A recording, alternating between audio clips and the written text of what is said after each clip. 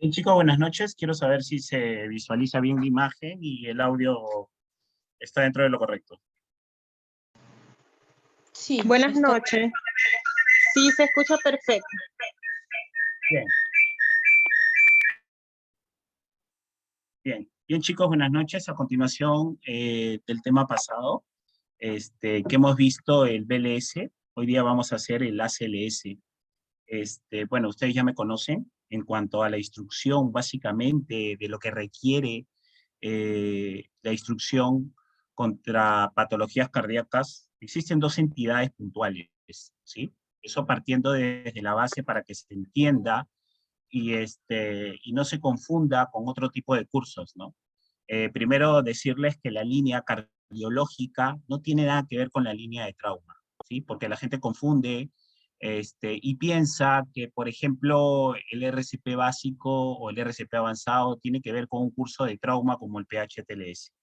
Son cursos con acreditaciones totalmente distintas y que ninguna de las dos tiene que ser requisito para ello, ¿no? Entonces, en la línea cardiológica, como ya lo hemos visto, tenemos el BLS, que es el Basic Life Support, que es el soporte básico de vida.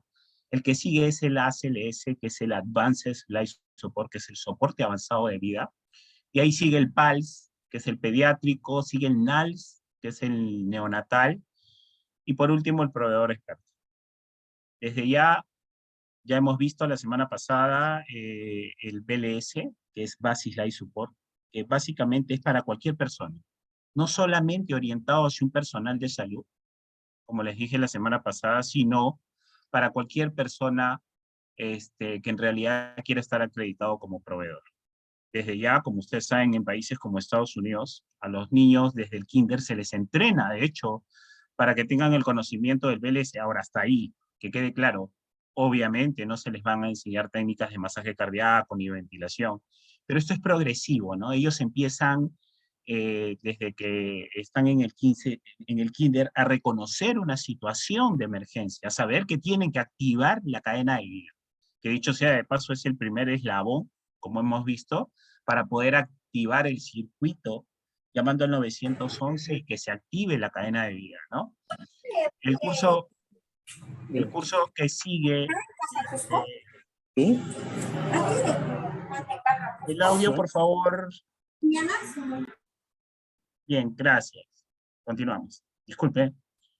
Y en ese proceso el que sigue es el ACLS, que es el Advanced Life Support, y que, valgan verdades, este curso sí es netamente para personal profesional. De hecho, para poder acceder a poder hacer el curso, te piden una colegiatura. De hecho, en ese proceso solamente acá en el Perú están inscritos los médicos, los enfermeros y las obstetras. Hasta hace un tiempo estaban en ese proceso los odontólogos, pero los retiraron porque se dieron cuenta que no era un profesional de la salud que manejaba, en este caso, una reanimación avanzada. Y el término avanzado quiere decir porque es que ahí sí se tiene que tener en claro el conocimiento del manejo de las vías aéreas, ¿sí? Lo vamos a ver más adelante, y obviamente el manejo y el uso de drogas en su debido momento, ¿no? Y entonces, cosas puntuales. No es requisito tener el básico para hacer el avanzado. Eso que quede claro, porque por ahí algunas entidades te dicen, no, bueno, si quieres tener el avanzado, tienes que hacer el básico. Y eso es totalmente falso. Ahora, que tengas que tenerlo por conocimiento y las técnicas tienen que quedar claras, no lo vamos a discutir. Porque de hecho, sí tienes que tener la base del RCP básico para poder hacer el avanzado, ¿no? Ahora, la pregunta es, los términos BLS, ACLS vienen obviamente del AHA, que es el American Heart Association. Si estos cursos no se dictan como AHA o como EXI, como ustedes pueden ver, yo soy instructor EXI, que también es una entidad igual a la del AHA, es más, incluso mucha más antigua que el AHA en Estados Unidos, no se puede llamar BLS, ¿no? Tendría que dictarse simplemente como RCP básico, eso que quede claro, ¿no? Lo mismo sucede cuando a veces por ahí se les ocurre dictar cursos de trauma como el PHTLS y se dice PHTLS, no. Solamente los instructores que son acreditados por el NAEN tienen obviamente la opción de poder dictar el curso y dictarlo como tal. El resto simplemente podría dictar un curso de manejo de paciente politraumatizado. Bien, seguimos con el tema del ACLS, ¿no? Entendiéndolo de esa forma, a nivel general, porque a veces leemos alguna información, existen dos entidades a nivel internacional, ¿sí? Que se encargan de impartir instrucción en cuanto a Sudamérica, ¿no? En este caso es el AJA, como les vuelvo a repetir, es el American Heart Association, y la otra es el INCOR, ¿no? Es el Comité Internacional del Corazón. De hecho, estas dos entidades se encargan de poder impartir instrucción sobre la reanimación cardiopulmonar y de poner las guías, ¿no? Entonces, miren, les doy un ejemplo puntual para que se den cuenta cuáles son las diferencias entre las guías que manda cada uno. Por ejemplo, el AJA, ustedes saben que en el RCP básico también se habla sobre OVACE, ¿no? Obstrucción de la vía aérea del cuerpo extraño, que lo hemos visto en la clase pasada. Bien, el AJA te dice directamente que se tiene que hacer masaje a nivel abdominal, ¿no? Lo conocido como la maniobra de Heimlich, que lo hemos visto, ¿no? Eso te dice el AJA puntualmente, ¿no? Que al paciente con una obstrucción de vías aéreas por cuerpo extraño se le tiene que hacer, en realidad, un masaje a nivel abdominal, conocido como la maniobra de Heimlich. Sin embargo, el ILCOR, miren la diferencia, el ILCOR te dice que se tiene que hacer el masaje abdominal o maniobra de Heimlich, pero también se tiene que hacer golpes en espalda. Claro, obviamente a la persona se le tiene que inclinar en una posición de 90 grados, de hecho, ¿no? Entonces, miren la diferencia. Ellos cambian algunos aspectos dentro de sus guías. Finalmente, mucha gente acá en el Perú dice, no, pero ya no se golpea. Sí, claro, no se golpea mientras no estés en 90 grados, pero eso es lo que manda el ILCOR. Sin embargo, en Europa existe el RC, ¿no? El European Reanimación Cardiopulmonar, que es obviamente el RCP europeo, ¿no? Del cual yo también soy proveedor, pero eso es lo que lo hace diferente. Dicho todo esto, vamos a iniciar con netamente el tema que viene a ser el ACLS. Empezamos primero con una parte muy importante, la sintomatología, las enfermedades frecuentes y el anteceder, ¿no? O de lo que podría ser un paro cardiorrespiratorio.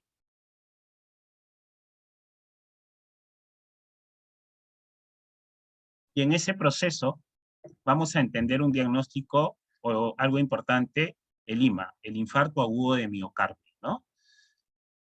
Sintomatología, dolor de tipo opresivo en el pecho, adormecimiento, podríamos decir, del miembro superior izquierdo, en este caso el brazo izquierdo, podríamos decir taquicardia, también se puede asociar en algunos casos la bradicardia, ¿sí? Sensación de malestar, ¿no? De un malestar total, ¿no? Casi asemejado a sentirse que te vas a morir, dificultad respiratoria, de hecho, pero la sintomatología yo siempre le digo dentro de mis clases es variada y va a determinar o va a depender de varios factores, ¿no? De la edad, del sexo, del tipo de alimentación, del tipo de patología asociada o de comorbilidad que pueda tener la persona, de hecho, y en ese proceso, muchas teorías te dicen de que si una persona tiene 3 síntomas, ¿no? De 10, vamos a decirlo así, se podría tener un diagnóstico más asertivo, ¿no? Entonces, desde ahí empezamos a entender de que podríamos tener dolores o diagnósticos diferenciales, ¿no? ¿No? Podría ser de repente ese mismo dolor, una osteocondritis, un dolor a nivel muscular, un dolor a nivel de parrilla costal asociado que te haga pensar que puede ser un infarto.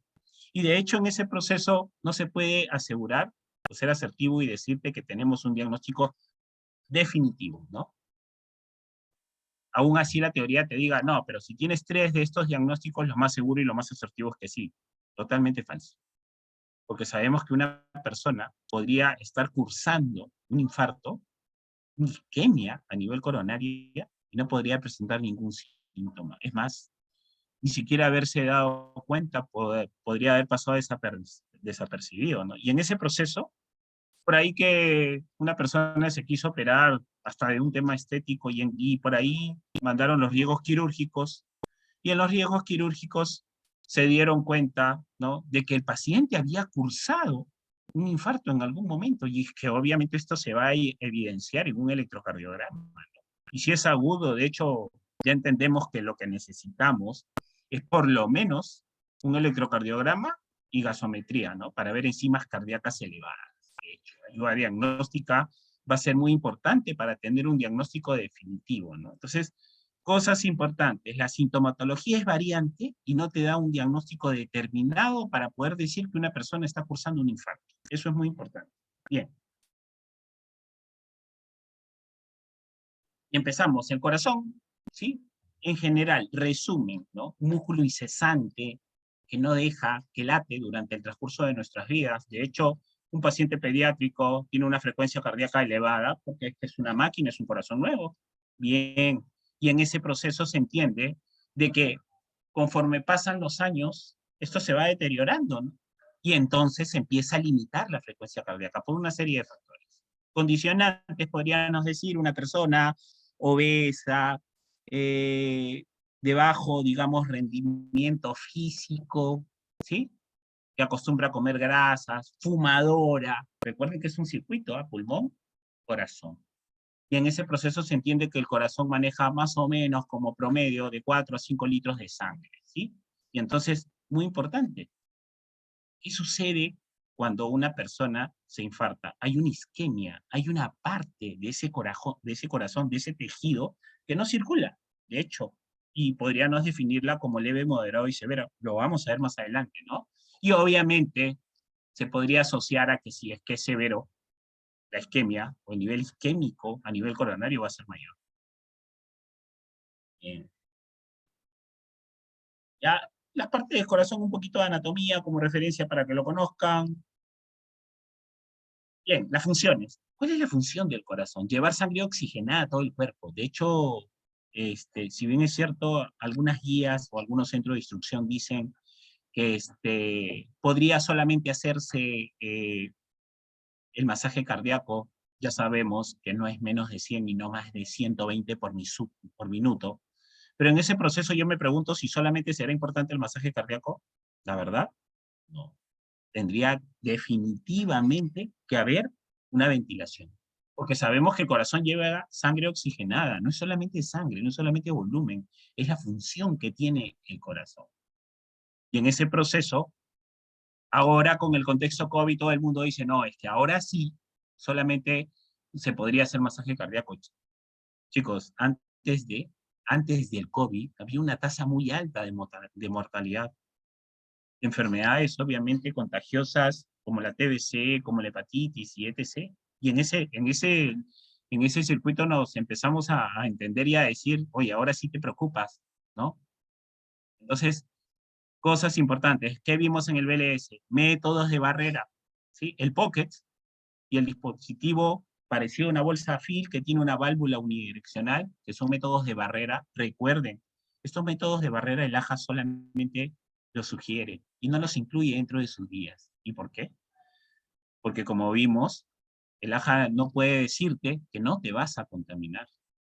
Y entonces recuerden, ahora sí, y lo dice la norma técnica, lo dice la Organización Mundial de la Salud, te dice que tú tienes que tener un dispositivo BBM, ese es el nombre técnico, ¿no? Dispositivo bolsa, válvula, máscara, mal llamado AMBU, ¿no? Y entonces sí hay que ventilar al paciente. Ahora, cosas puntuales, recuerden, y no se olviden de eso, que eso es muy importante. Las probabilidades de éxito de poder revertir una parada cardiorrespiratoria en el primer minuto, obviamente con el reconocimiento precoz, son del 98%, chicos. Eso es casi seguro, ¿no? Y esto sumado a que si hay una desfibrilación temprana, de hecho que esto va a ser mucho más rápido, ¿no? Entonces no se olviden que la ventilación es parte del proceso y que siempre este dispositivo BBM tiene que estar asociado a una fuente de oxígeno a 15 litros, porque el BBM no funciona solo, ¿no? Otra de sus funciones es la capacidad para adaptarse a los cambios de presión, totalmente. Ahora sí, pues se adapta, cambia, pero esto sí produce sintomatología.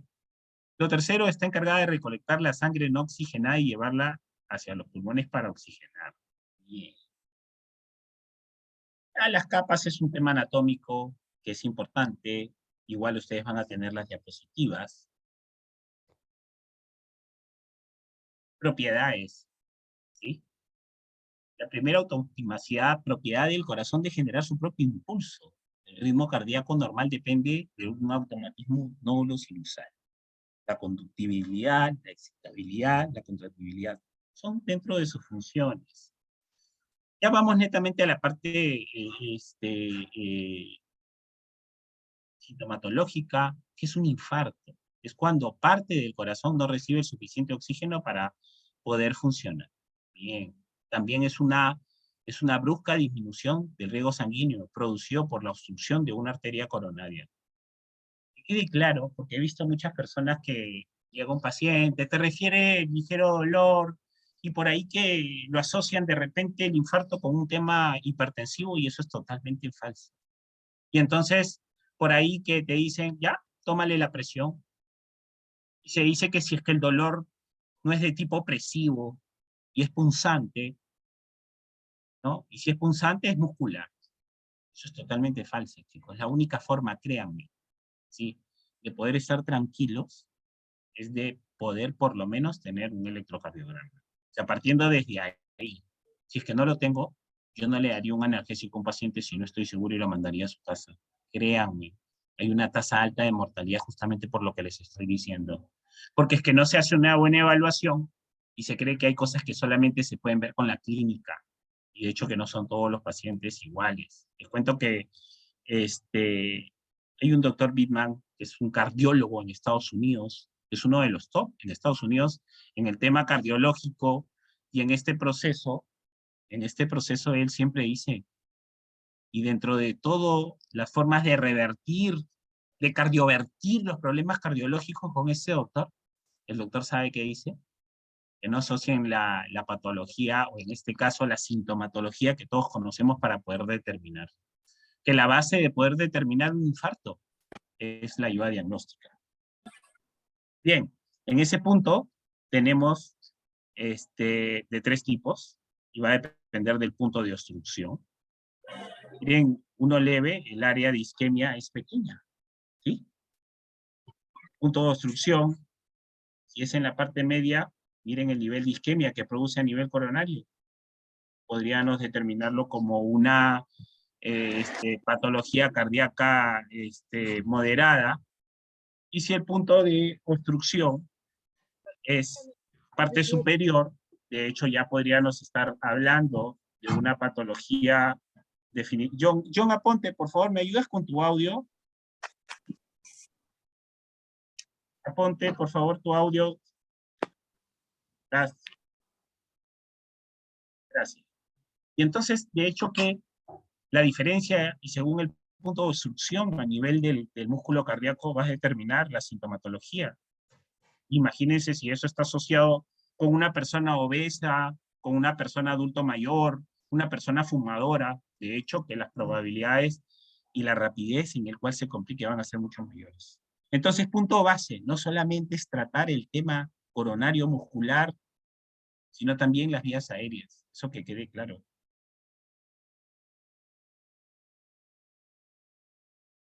Ahí vemos cómo va el sistema del corazón, cómo se va produciendo el infarto, y tiene eso lógica con la sintomatología que produce. Entonces, uno de los síntomas que conocemos es adormecimiento del miembro superior izquierdo. Signos y síntomas para conocimiento: dolor torácico de tipo opresivo, conocido también como la pisada del elefante, dificultad para respirar, mareos, vómitos, que a veces inclusive se puede asociar hasta los vómitos explosivos. Muy importante con el síndrome nauseoso, no siempre tiene que ser relacionado a un tema gástrico, ¿no? De hecho, es una respuesta del cuerpo hacia algo que se está produciendo. Y es uno de los... Es más, el dolor excesivo produce síndrome nauseoso, ¿sí? De cualquier índole. La sudoración y el desfallecimiento. Criterios diagnósticos según la Organización Mundial de la Salud. Y es que hasta ahí yo entiendo. Si yo tengo un dolor precordial, un dolor de tipo opresivo, o algo que yo sienta que no está dentro de lo correcto, no me debería ir a un centro de salud, no me debería ir a una posta. Y probablemente en estos centros de atención no tengan la capacidad resolutiva. Ojo, yo no estoy hablando de la calidad y el conocimiento del profesional, porque no me cabe duda que el médico y el enfermero tienen toda la capacidad de hacerlo, aún estén en una posta. Pero si no tienen las herramientas, entonces ¿de qué estamos hablando? Y teniendo en cuenta eso, de hecho, probablemente en un centro de salud, en una posta, cuenten con un electrocardiograma, que en el mejor de los escenarios pueda ser de solamente 3 a 6 derivaciones. Y ya saben que el top o el gold estándar en el electrocardiograma es uno de 12 derivaciones. Entonces, si alguien me dice, licenciado, ¿cuál es la diferencia entre uno de 6 y uno de 12? Capacidad de búsqueda de electro. De hecho, en uno de 12 vas a poder evidenciar algún tipo de sintomatología que no se encuentra, sino más en uno de 3 o 6 derivaciones, ¿no? Y es más, enfermedades que a veces ninguno conoce. Una de las cosas de los exámenes que solamente o usualmente se encuentran en un electrocardiograma, en un trazado o un electro de 12 derivaciones, por ejemplo, es el síndrome de Ward-Parkinson-White.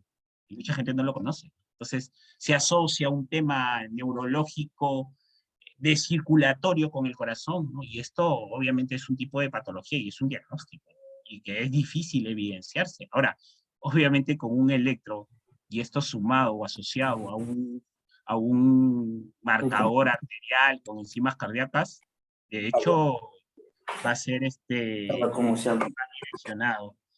Pascual Velázquez, por favor, tu audio. Pascual, tu audio, por favor. Gracias.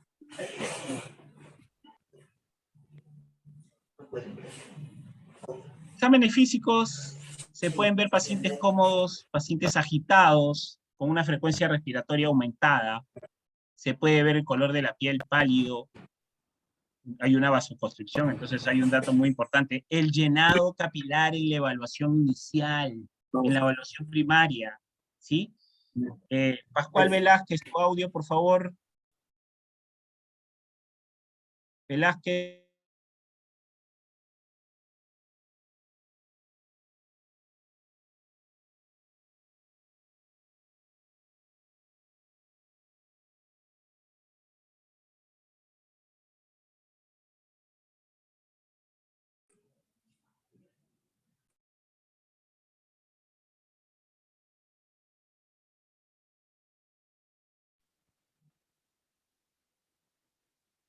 Licenciado.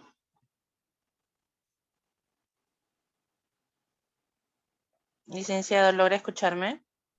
Ahora sí, sí. Ahora sí Perfecto. se me escucha. Bien, continuamos. Sí, Disculpen, no se le chicos. estaba escuchando.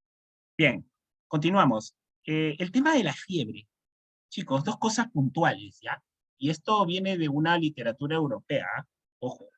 Eh, Se asocia la fiebre con un tema patológico, con un tema viral, bacteriano, pero créanme, no siempre suele ser así, ¿ah? Entonces ya en el tema cardiológico no vamos a hablar sobre fiebre o síndrome febril. Vamos a hablar sobre hipertermia. De hecho, es parte del tratamiento del postparo, que no se usa y que no se maneja de la mejor forma acá en el Perú, ¿sí? Cuando el sistema neurológico producido por un paro no se oxigena el cerebro como tiene que ser, el cuerpo empieza a reaccionar. Y empieza a reaccionar por medio de algo que se llama hipertermia, ¿no? Aumento de temperatura brusco, y de hecho que no viene de un proceso patológico viral o bacteriano, ¿eh? Ojo. Y entonces, ¿sí? Empieza a haber algo que se llama la hipotensión permisiva. De hecho, se tiene que manejar esta hipertermia post-paro. Entonces me van a decir, sí, pero eso es hospitalario, licenciado, ¿no? ¿Y qué pasa si ustedes tienen la oportunidad de trasladar un paciente por vía terrestre, ¿sí? No sé, sin ir muy lejos, Trujillo, 8 horas en ambulancia. Y en ese proceso el paciente te hace un paro. Y obviamente, trayendo un paciente crítico monitorizado, estoy totalmente seguro que lo van a revertir. Lo sacan del paro. Y entonces sí tienen que tener el conocimiento del manejo post-paro.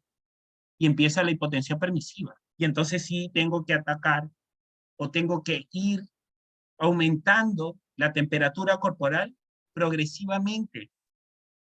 De hecho, entonces tengo que, hasta cierto punto, someter al paciente y bajarlo, ¿no? A una temperatura por debajo de lo normal y ir aumentando progresivamente. Entonces, ¿qué necesito para eso? Medios físicos. De hecho, yo siempre he dicho, si esta fiebre viene por un proceso traumático y no viene por un proceso fisiológico patológico, y entonces no necesitas medicación. ¿Que te puede ayudar? No lo dudo. Pero recuerden que generalmente la medicina que se usa para bajar la temperatura, antipiréticos, el metamizol por excelencia, es hipotensor. Entonces hay que tener mucho cuidado con eso. Y te va a ayudar mucho a aumentar la temperatura con medios físicos, totalmente. Y eso lo vamos a ver al final. Bien. Ahí vemos el electrocardiograma, el tipo de ondas. ¿Qué te dice? Cosas básicas, tres signos de electrocardiográficos específicos. Isquemia, aparición de ondas T negativas, ¿no? ¿Está? Si es hacia abajo, ¿sí? Porque este es un complejo PQRS, T. Si es hacia abajo, ya estamos hablando de una isquemia. Esta es una foto muy importante porque es electrocardiografía básica. Porque desde ya les digo, ¿no? O sea, existen muchos diferentes tipos de patologías cardíacas. Pero es que esto sí es básico. Una lesión, elevación del segmento ST, que esté hacia abajo, esté elevado, el segmento ST elevado, el complejo es elevado, ¿no? Ya te habla de lesión a nivel cardíaco. Y si es necrosis, la onda Q profunda, más abajo de lo normal, ¿no? Y entonces esta imagen te ayuda mucho a poder evidenciar, ¿no? Con un trazado pequeño, poder saber cuál es puntualmente el problema que está cursando el paciente. De hecho, ahora, desde ya, decirles, los trazados, los equipos de monitorización siempre funcionan como documento médico legal. ¿Por qué? Porque estos electros o estos trazados, chicos, se pueden imprimir con hora y fecha. Entonces, finalmente, sí, a nosotros como profesionales de la salud nos va a servir para poder demostrar que el paciente fue evaluado, ¿sí? Y que se determinó cuál era el problema. De hecho, como sustento, ¿no? Y esto es la forma de revertirlo, el infarto, cateterismo cardíaco, parte del tratamiento, cuidados inmediatos. Cuando aparezca la sintomatología de Lima, del infarto, obviamente hay que activar el servicio de emergencia, ¿no? Y si ya estamos hablando de un problema cardíaco que está asociado a un problema de falta de oxigenación, ¿qué hay que hacer? Administre oxígeno. De hecho, parámetros de frecuencia respiratoria, podría yo decir que entre 12 a 20.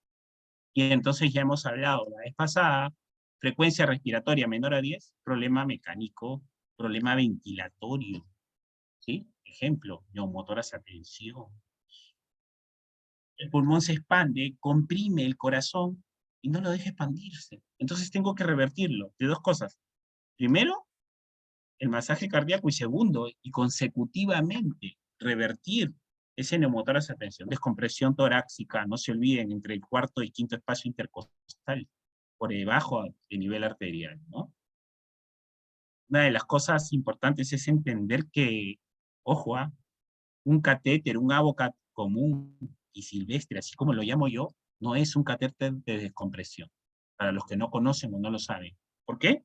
Porque es que si bien es cierto los dos son 14, el catéter de descompresión es 14, y el catéter o el avocat también es 14, tienen el mismo tamaño, pero la longitud es distinta, y eso no lo conoce la gente. Un avocat normal, número 14, es 14 por 2.2. Sin embargo, un catéter de descompresión, chicos, es 14 por 3.25. Va a ser mucho más largo. Y eso es lo que la gente no conoce, ¿no? Y entonces ya debemos de empezar a entender de que necesitamos los equipos que cumplan o que sean direccionados para poder atenuar el problema. Y que no se enseñe por ahí de que con una boca normal lo revierte. Falso, falso. ¿Sí? Hay que administrar analgésicos. ¿Cuál es el top?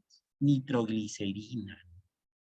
Ese es el gol estándar, de hecho, ¿ah? O sea, Si yo estuviera en una ambulancia, tranquilamente hago una infusión de nitroglicerina y se la pongo a goteo lento hasta llegar al punto, ¿no? Y si no, la pregunta del millón, licenciado, ¿me podría ayudar un AINES, un analgésico de tipo opiáceo? Claro, totalmente, totalmente, pero hasta ahí. Recuerden que los opiáceos e inclusive los AINES son hipotensores. Entonces, si ustedes piensan en administrar un medicamento, ¿qué tengo que saber?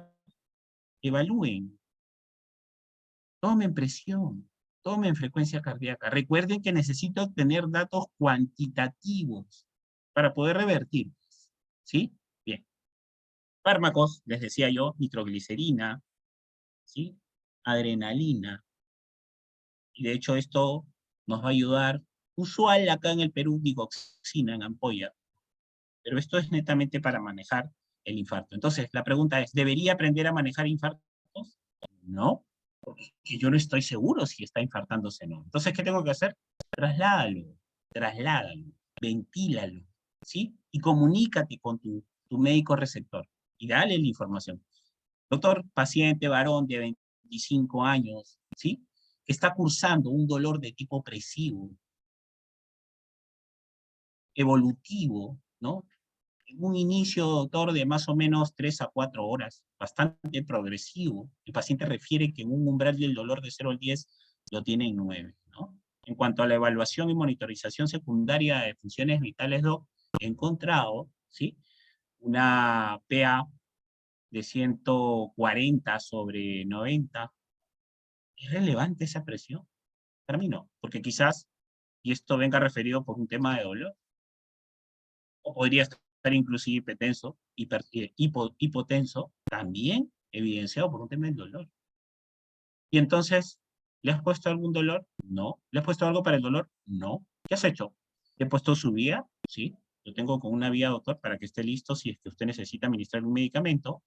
Le he pasado solamente una planchita de cloruro, solución salina 250 cc endovenoso, lento, y lo tengo ahorita con su mascarilla con bolsa de no reinhalación. A 15 litros lo tengo saturando al paciente entre 96 y 97. Excelente. Ese es el manejo en el prehospitalario. Bien, continuamos, ¿no? Factores de riesgo, ya sabemos, tabaquismo, obesidad, hipertensión. Que quede claro que no siempre se tiene que asociar esto porque puede haber una persona deportista que no consume alcohol, que no consume tabaco, que es delgado, que hace deporte, y de repente se infarta. Factores genéticos los puede haber. Entonces, no siempre asocien los factores con un infarto. Porque no, decir, no, es que es una persona delgada que realiza deporte esporádicamente, entonces, no, yo no creo que sea un infarto. ¿No crees? Recuerden, ayuda diagnóstica. Si no, y si te encuentras en el prehospitalario, traslada. Igual, ¿qué debería hacer, de hecho, para poder reducir este proceso?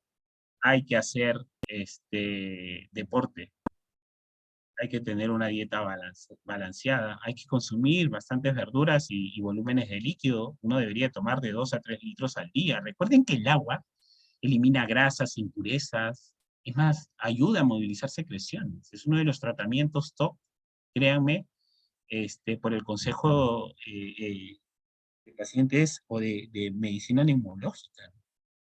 Y obviamente hay que disminuir los factores de estrés, totalmente de acuerdo. Bien, y ahora vamos a lo que en realidad nos gusta, que es el manejo directamente de la CLS. El manejo directamente de lo que viene a ser el manejo del paciente de parada cardiorrespiratoria avanzado. ¿Sí? Bien. Soporte vital avanzado. Cosas puntuales, ¿sí? Lo que sí realmente tienen que aprender. Desde ya existen múltiples o diversos tipos de patologías cardíacas, pero lo que se le conoce como paro, hay que conocer 4 tipos de ritmos, ¿sí? Vamos a hablar de los no desfibrilables y de los ritmos desfibrilables. Cada uno tiene 2, ¿sí? Como dice su nombre, ¿no? Los no desfibrilables son los que no necesitan una descarga eléctrica, ¿sí? Pero sí necesitan masaje cardíaco, además de droga. De hecho, ya el dato es que los ritmos no defibrilables necesitan adrenalina, ¿sí? En un momento puntual que lo vamos a ver, pero no necesitan corriente. Eso quiere decir de que si ustedes se encuentran con un paciente con un ritmo no defibrilable, el desfibrilador externo automático, ¿no? Dentro de su evaluación, porque recuerden que el DEA evalúa primero antes de determinar, no te va a sugerir una descarga, pero sí te va a sugerir que continúes con el masaje cardíaco, porque estás en un ritmo que no necesita corriente, ¿sí? Y lo mismo sucede con los ritmos desfibrilables, que necesitan energía, necesitan joules, ¿sí? Porque hay un problema eléctrico en el corazón. Y obviamente también se tiene que asociar con la medicación. En este caso, con los desfibrilables, tendría que ser la amiodarona y la adrenalina. Bien, hasta ahí. Decirles, chicos, que estas guías son estándares, ¿no? ¿Estándares para quiénes? Para todos, ¿sí? Con la excepción del personal médico, ¿no? De hecho, que en cuanto al personal médico, el médico puede decidir el cambiar inclusive la medicación, ¿sí? E inclusive cambiar, ¿qué le digo? Los porcentajes, en este caso, es decir, la cantidad de miligramos de medicamento, ¿no? Entonces ustedes me dirán, ¿por qué? ¿Por qué el médico sí? ¿Por qué el médico sí? ¿Y por qué un enfermero no? Bien, porque las guías están hechas en un estudio en general para todo tipo de pacientes, sin poder diferenciar peso, talla, sexo, comorbilidades, ¿sí? Entonces, están direccionados hacia un estándar en general. Sin embargo, el médico podría determinar que determinado paciente, según peso y talla, ¿no? Podría necesitar mayor cantidad de medicación en cuanto a miligramos, ¿no? O inclusive podría decir, no, yo prefiero de que la cantidad o la dosis de energía que se emita al paciente en la desfibrilación debería de ser menor, ¿no? Claro, porque es que obviamente ellos sacan su cálculo según evaluación. Eso que quede claro, ¿no?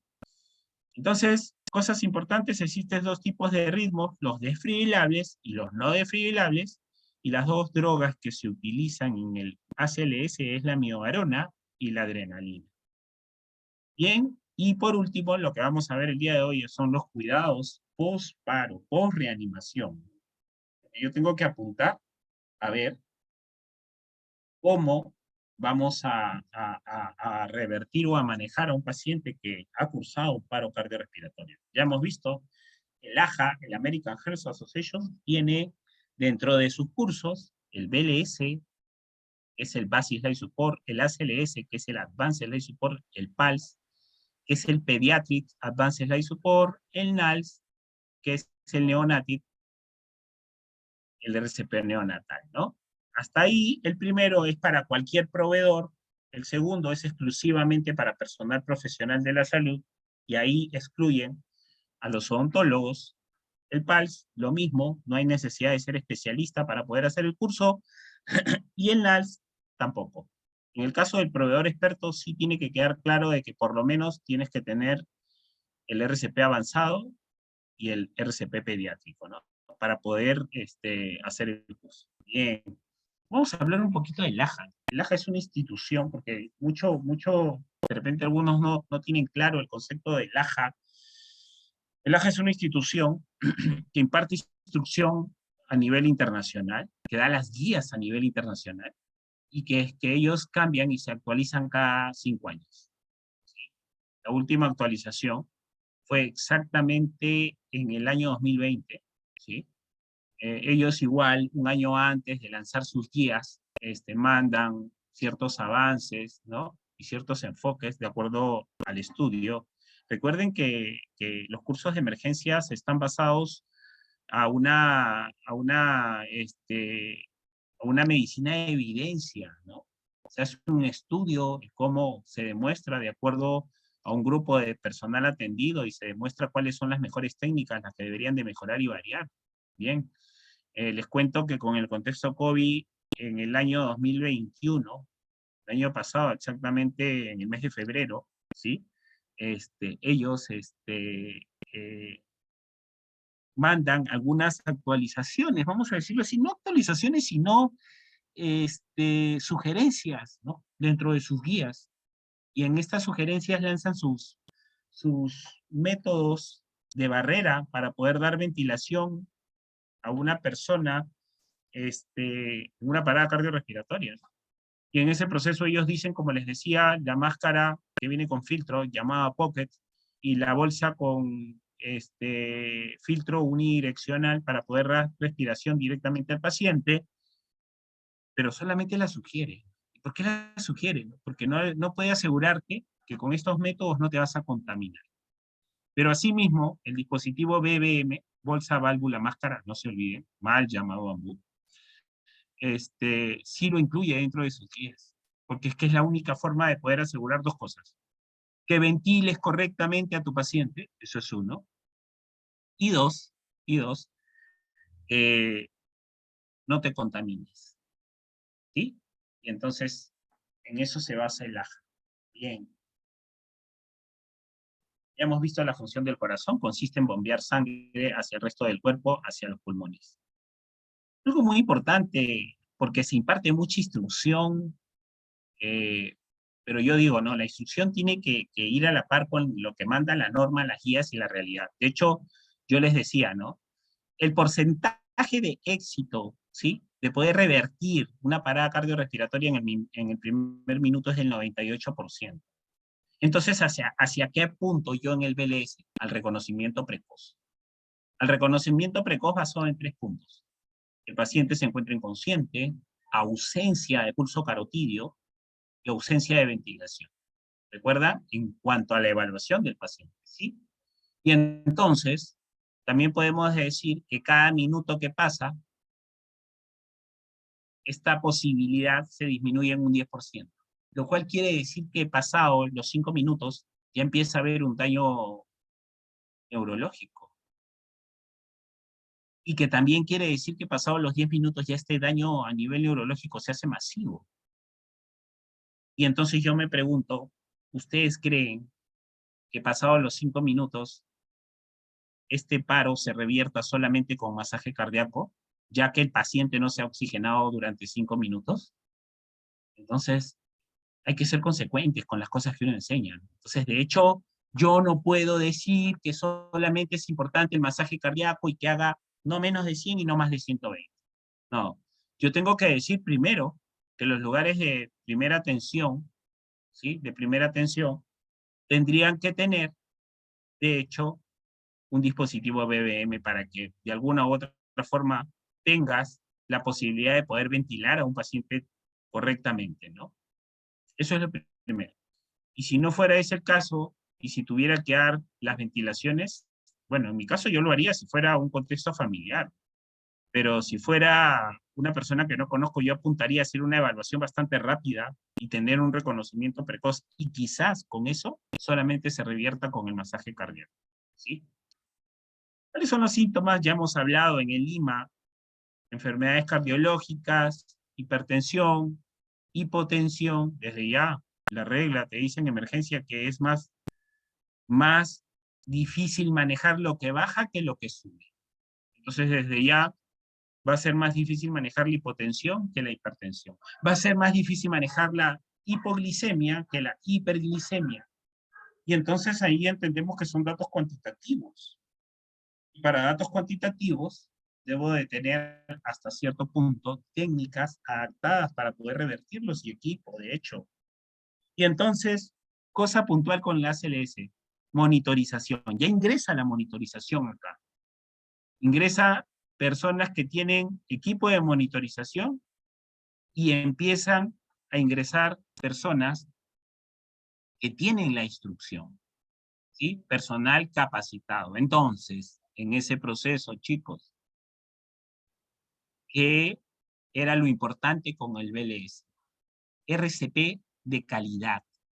RCP de calidad. Quiere decir que una muy buena técnica del masaje cardíaco, ¿sí?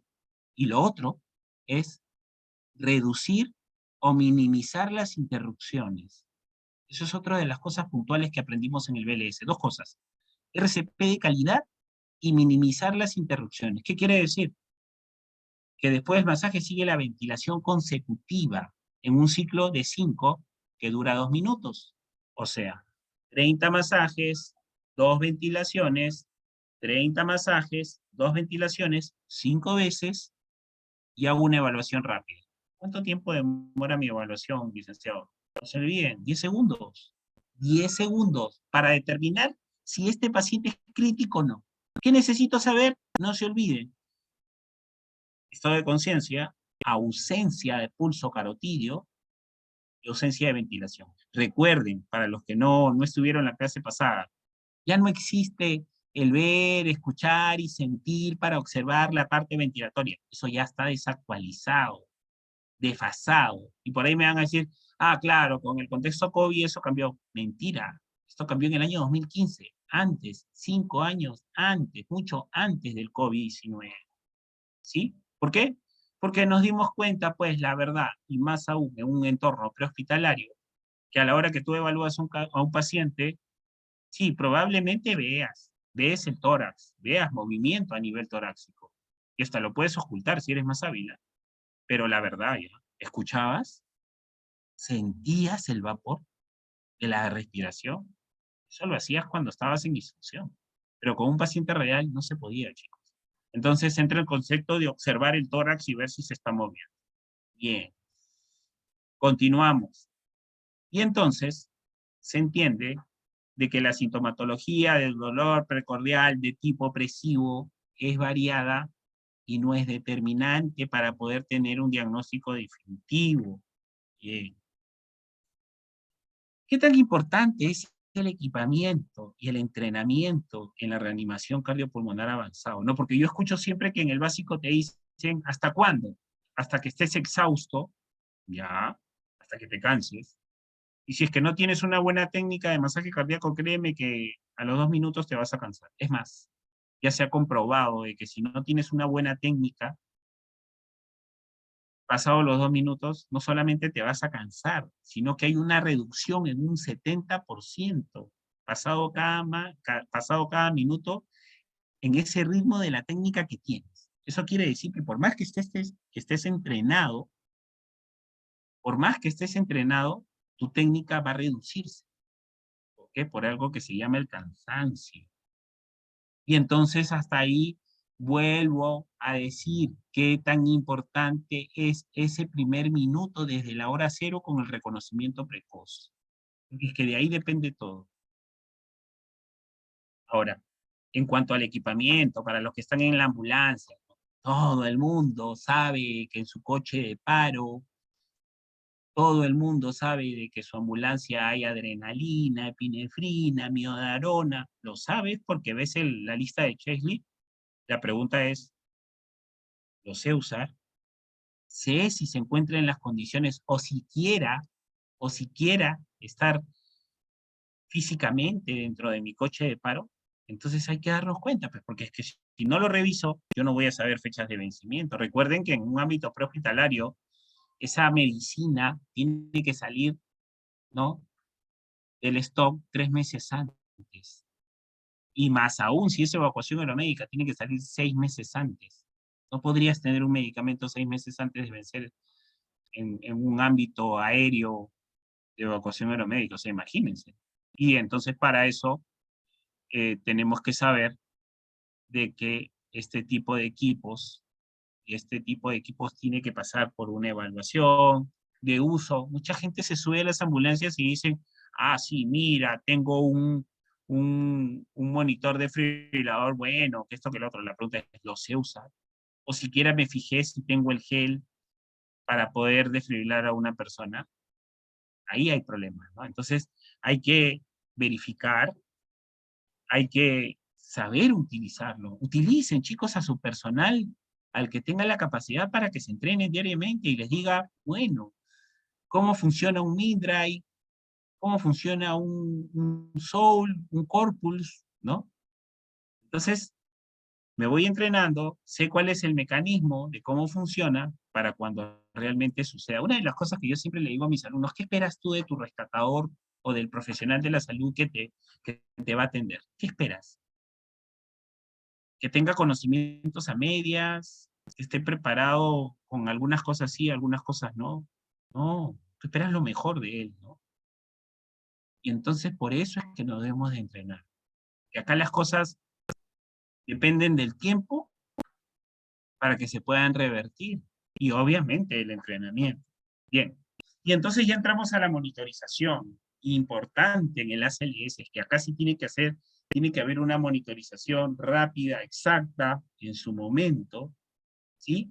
Para que al final tengas un mecanismo de respuesta, pero no solamente de respuesta, sino de evidencia. Les decía, el trazado es un documento médico legal, porque viene con fecha y con hora. O sea, es que después que alguien me diga, no, pero ¿cómo sabías que era un paro? ¿Cómo sabía? Porque acá está. Y entonces yo pongo en el EKG, en esa impresión de ese trazado, pongo el nombre del paciente, ¿no? Entonces podría decir paciente, varón de 25 años, ¿sí? Que ingresa en fibrilación ventricular demostrado gráficamente. Y seguimos, a la hora de la hora. Ahora, algo que quede claro, ¿ah? Un ritmo no defibrilable podría pasar, ¿sí? A ser un ritmo defibrilable. Y entonces la pregunta es, ¿y cómo voy a saber? Recuerden, monitorización constante, reevalúa a tu paciente. ¿Cada cuánto tiempo? ¿Cada 2 minutos? ¿O cada vez que pienses que hay un cambio? Ah, bueno, y estos 2 minutos tienen sentido con el ciclo de la reanimación del 30 por 2. Claro que sí. Y entonces ahora sí las cosas tienen más lógica, ¿no? ¿Qué tan importante es conocer el RCP básico para hacer el avanzado? Entonces, reevalúa cada 2 minutos. Y entonces, después de un ciclo, hago una reevaluación de 10 segundos para poder determinar si el paciente sigue en un ritmo no defibrilable y si pasó un ritmo defibrilable. Porque es que obviamente las actuaciones, ¿sí? Van a cambiar según lo que me evidencia mi paciente. Y entonces ya entra otro concepto importante, clave. Prepara tus acciones. Prepara tus acciones. ¿Qué significa preparar mis acciones? Significa que si yo sé que estoy en un ciclo de 30 por 2, ya va a acabar, y si sé que tengo que administrar adrenalina, yo ya tengo cargado mi adrenalina lista. Y entonces espero que acabe el ciclo, revalúo, el paciente continúa, y de frente minimizo mis interrupciones. Y digo, administrando 1 gramo de adrenalina, doctor, y administro mi adrenalina en el momento exacto. Entonces, prepara tus actuaciones, prepara tu medicación, piensa en lo que vas a hacer, ¿sí? Piensa en lo que vas a hacer. Entonces, yo ya tengo listo cargado mi adrenalina, continúo mi ciclo de 30 por 2 y ya voy a tener cargado a mi varona. Y ya la tengo lista ahí, conectada a mi equipo, a mi llave de triple vía, y ya la tengo lista en mi extensión distal, administrando adrenalina, doctor. ¿Qué otra cosa aprendí en el ACLS? Que todo lo que se va haciendo se va hablando y se va registrando. Entonces tiene que haber alguien que registre todo lo que se va haciendo. Y ya miren que es más técnico, ¿eh? Después vamos a hablar en qué momento y todo eso. Pero entonces, ¿qué aprendimos hasta ahora? Que si llega un paciente a nuestra emergencia TraumaShock, o de lo contrario, nosotros llegamos con nuestro monitor desfibrilador, lo primero que tenemos que hacer es poner mis palas, acá están las palas, ¿sí? Y monitorizar a mi paciente. Y en esa fase inicial hay un botoncito acá al costado donde está el papel de impresión, imprimir. Monitorizo, imprimo. Y entonces en el momento exacto que llego a evaluar a mi paciente, hago mi trazado, chicos, y evalúo el tipo de ritmo para determinar que ese paciente se encuentra obviamente en una parada cardiorrespiratoria, pero no solo eso, voy a determinar, ¿sí? El tipo de ritmo para ir preparando mis acciones. Cosas importantes, este equipo, monitor, desfibrilador. Vamos a hablar un poco de este juguete. Este es un Mindray, ¿sí? Cosas importantes. Estos equipos, chicos, son como los carros. Existen los básicos, los semi y los full. Bien. ¿Qué lo hace diferente? Si tú compras un básico, tiene una función, por ejemplo, de monitor desfibrilador, que es la que conocemos. Si compras uno, ¿no? Un semi, ya además de la función básica de monitorizar y desfibrilar, también tiene función de DEA. Y si compras uno full, va a tener una función más que podría ser de marcapaso. Y entonces vamos a hablar un poquito de cada uno. La primera es una función de monitorización de fibrilación. Les cuento, desde data del año 2015, todavía les cuento, el AJA ha dicho que estas palas que ustedes pueden ver acá, que son las que no solamente monitorizan, sino también permiten que des una descarga, tienen que ser cambiadas por parches, ¿no? Parecidos a los DEAs, que tienen un cableado, pero que acaba parche.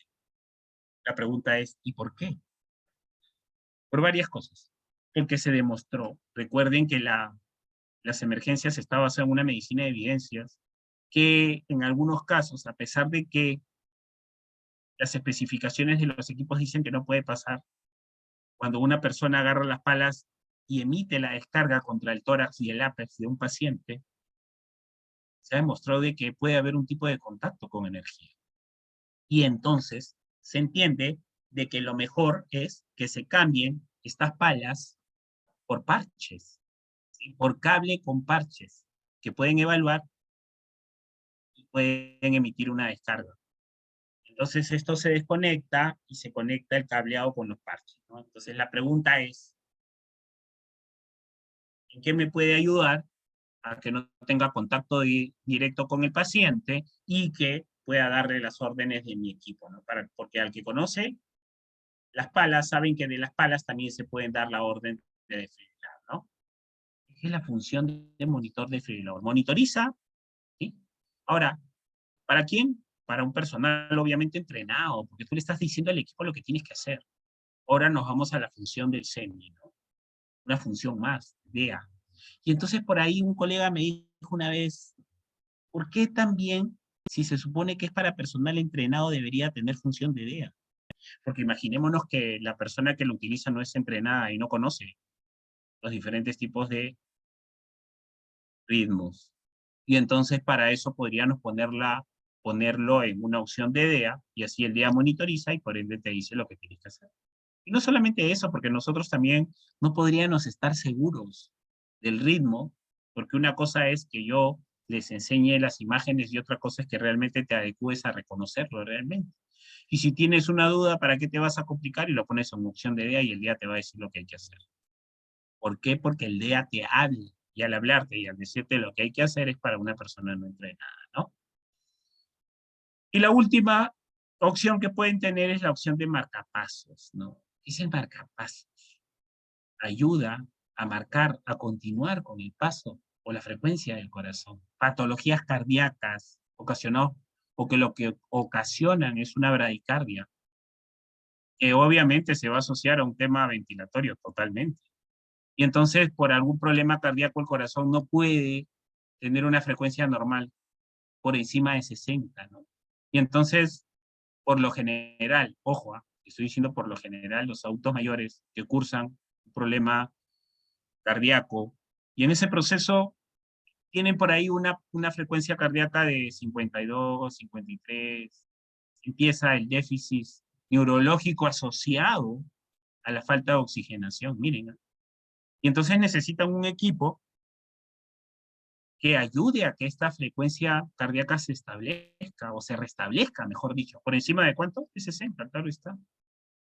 Pero que quede claro, cosas importantes, una persona que tiene marcapasos no solamente se le coloca el equipo, porque no es una máquina que lo está haciendo correr, sino que solamente está acelerando su corazón.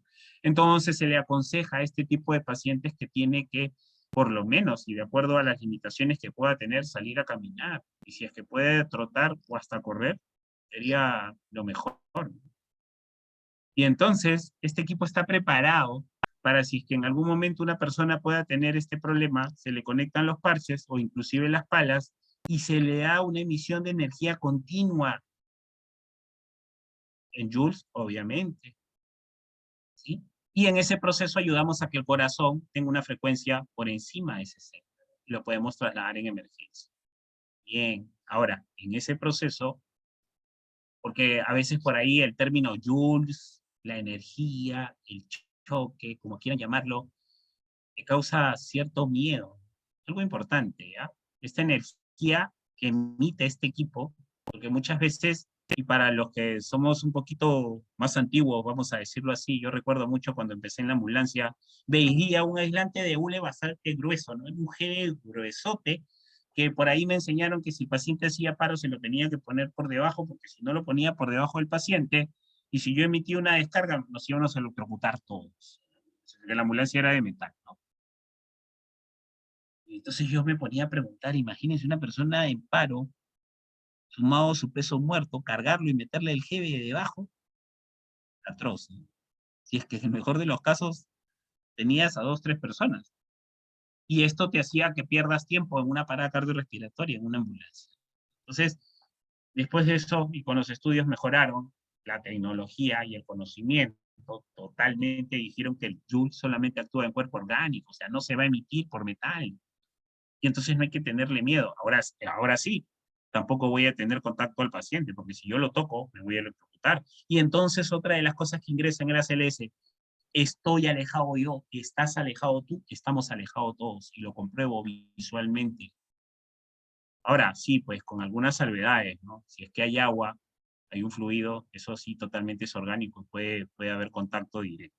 Bien, seguimos avanzando. Entonces, cosas importantes en el ACLS, monitorización e impresión del trazado, chicos. ¿Para qué? Para poder determinar y demostrar el tipo de ritmo, ¿no? Ahora recuerden que es variante, ¿ah? ¿Y cuál es el concepto? Reevalúa cada 2 minutos después del ciclo. ¿Cuánto? 10 segundos. Y en ese proceso, por ahí, ¿no? Me pueden decir, ya, ¿y tú por qué esperaste 4 minutos para recién emitirle una descarga? O sea, te demoraste, ¿no? Sino que el primer trazado, como pueden evidenciar, estaba en un ritmo no defibrilable. Se procedió a iniciar el RCP con la parte ventilatoria, con el manejo de adrenalina y masaje cardíaco, pero como se pueden dar cuenta, después de los 4 minutos, reevaluamos al paciente y entró en un ritmo defibrilable. Y ahí recién decidimos no solamente administrar amiodarona, sino emitir una descarga. Entonces, miren, y entonces demuestro el primer trazado y demuestro el último trazado.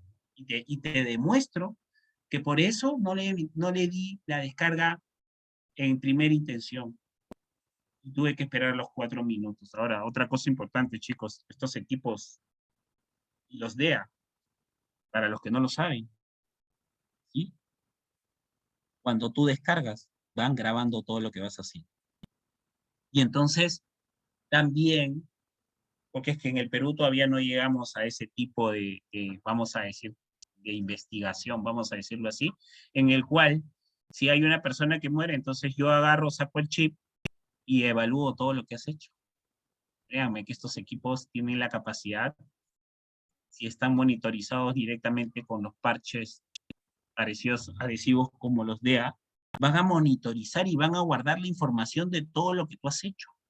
Y entonces se va a ver que hiciste un ciclo de 30, el segundo no fue de 30, sino solo de 22, que tus profundidades fueron débiles, que no llegabas ni siquiera a un tercio y menos a 5 centímetros de profundidad a nivel torácico. Entonces, no hubo un RCP de calidad.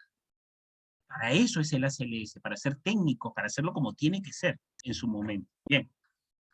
Y entonces otro de los equipos que se utiliza es la bomba infusora. De hecho, en el prehospitalario lo mejor es que sea portátil. Y al hablar del término portátil, estamos hablando de autonomía, de que el equipo tiene que ser autónomo. Quiere decir que tiene que tener una batería interna. Bien. Pero es que no solamente tengo que conocer su función, sino también tengo que conocer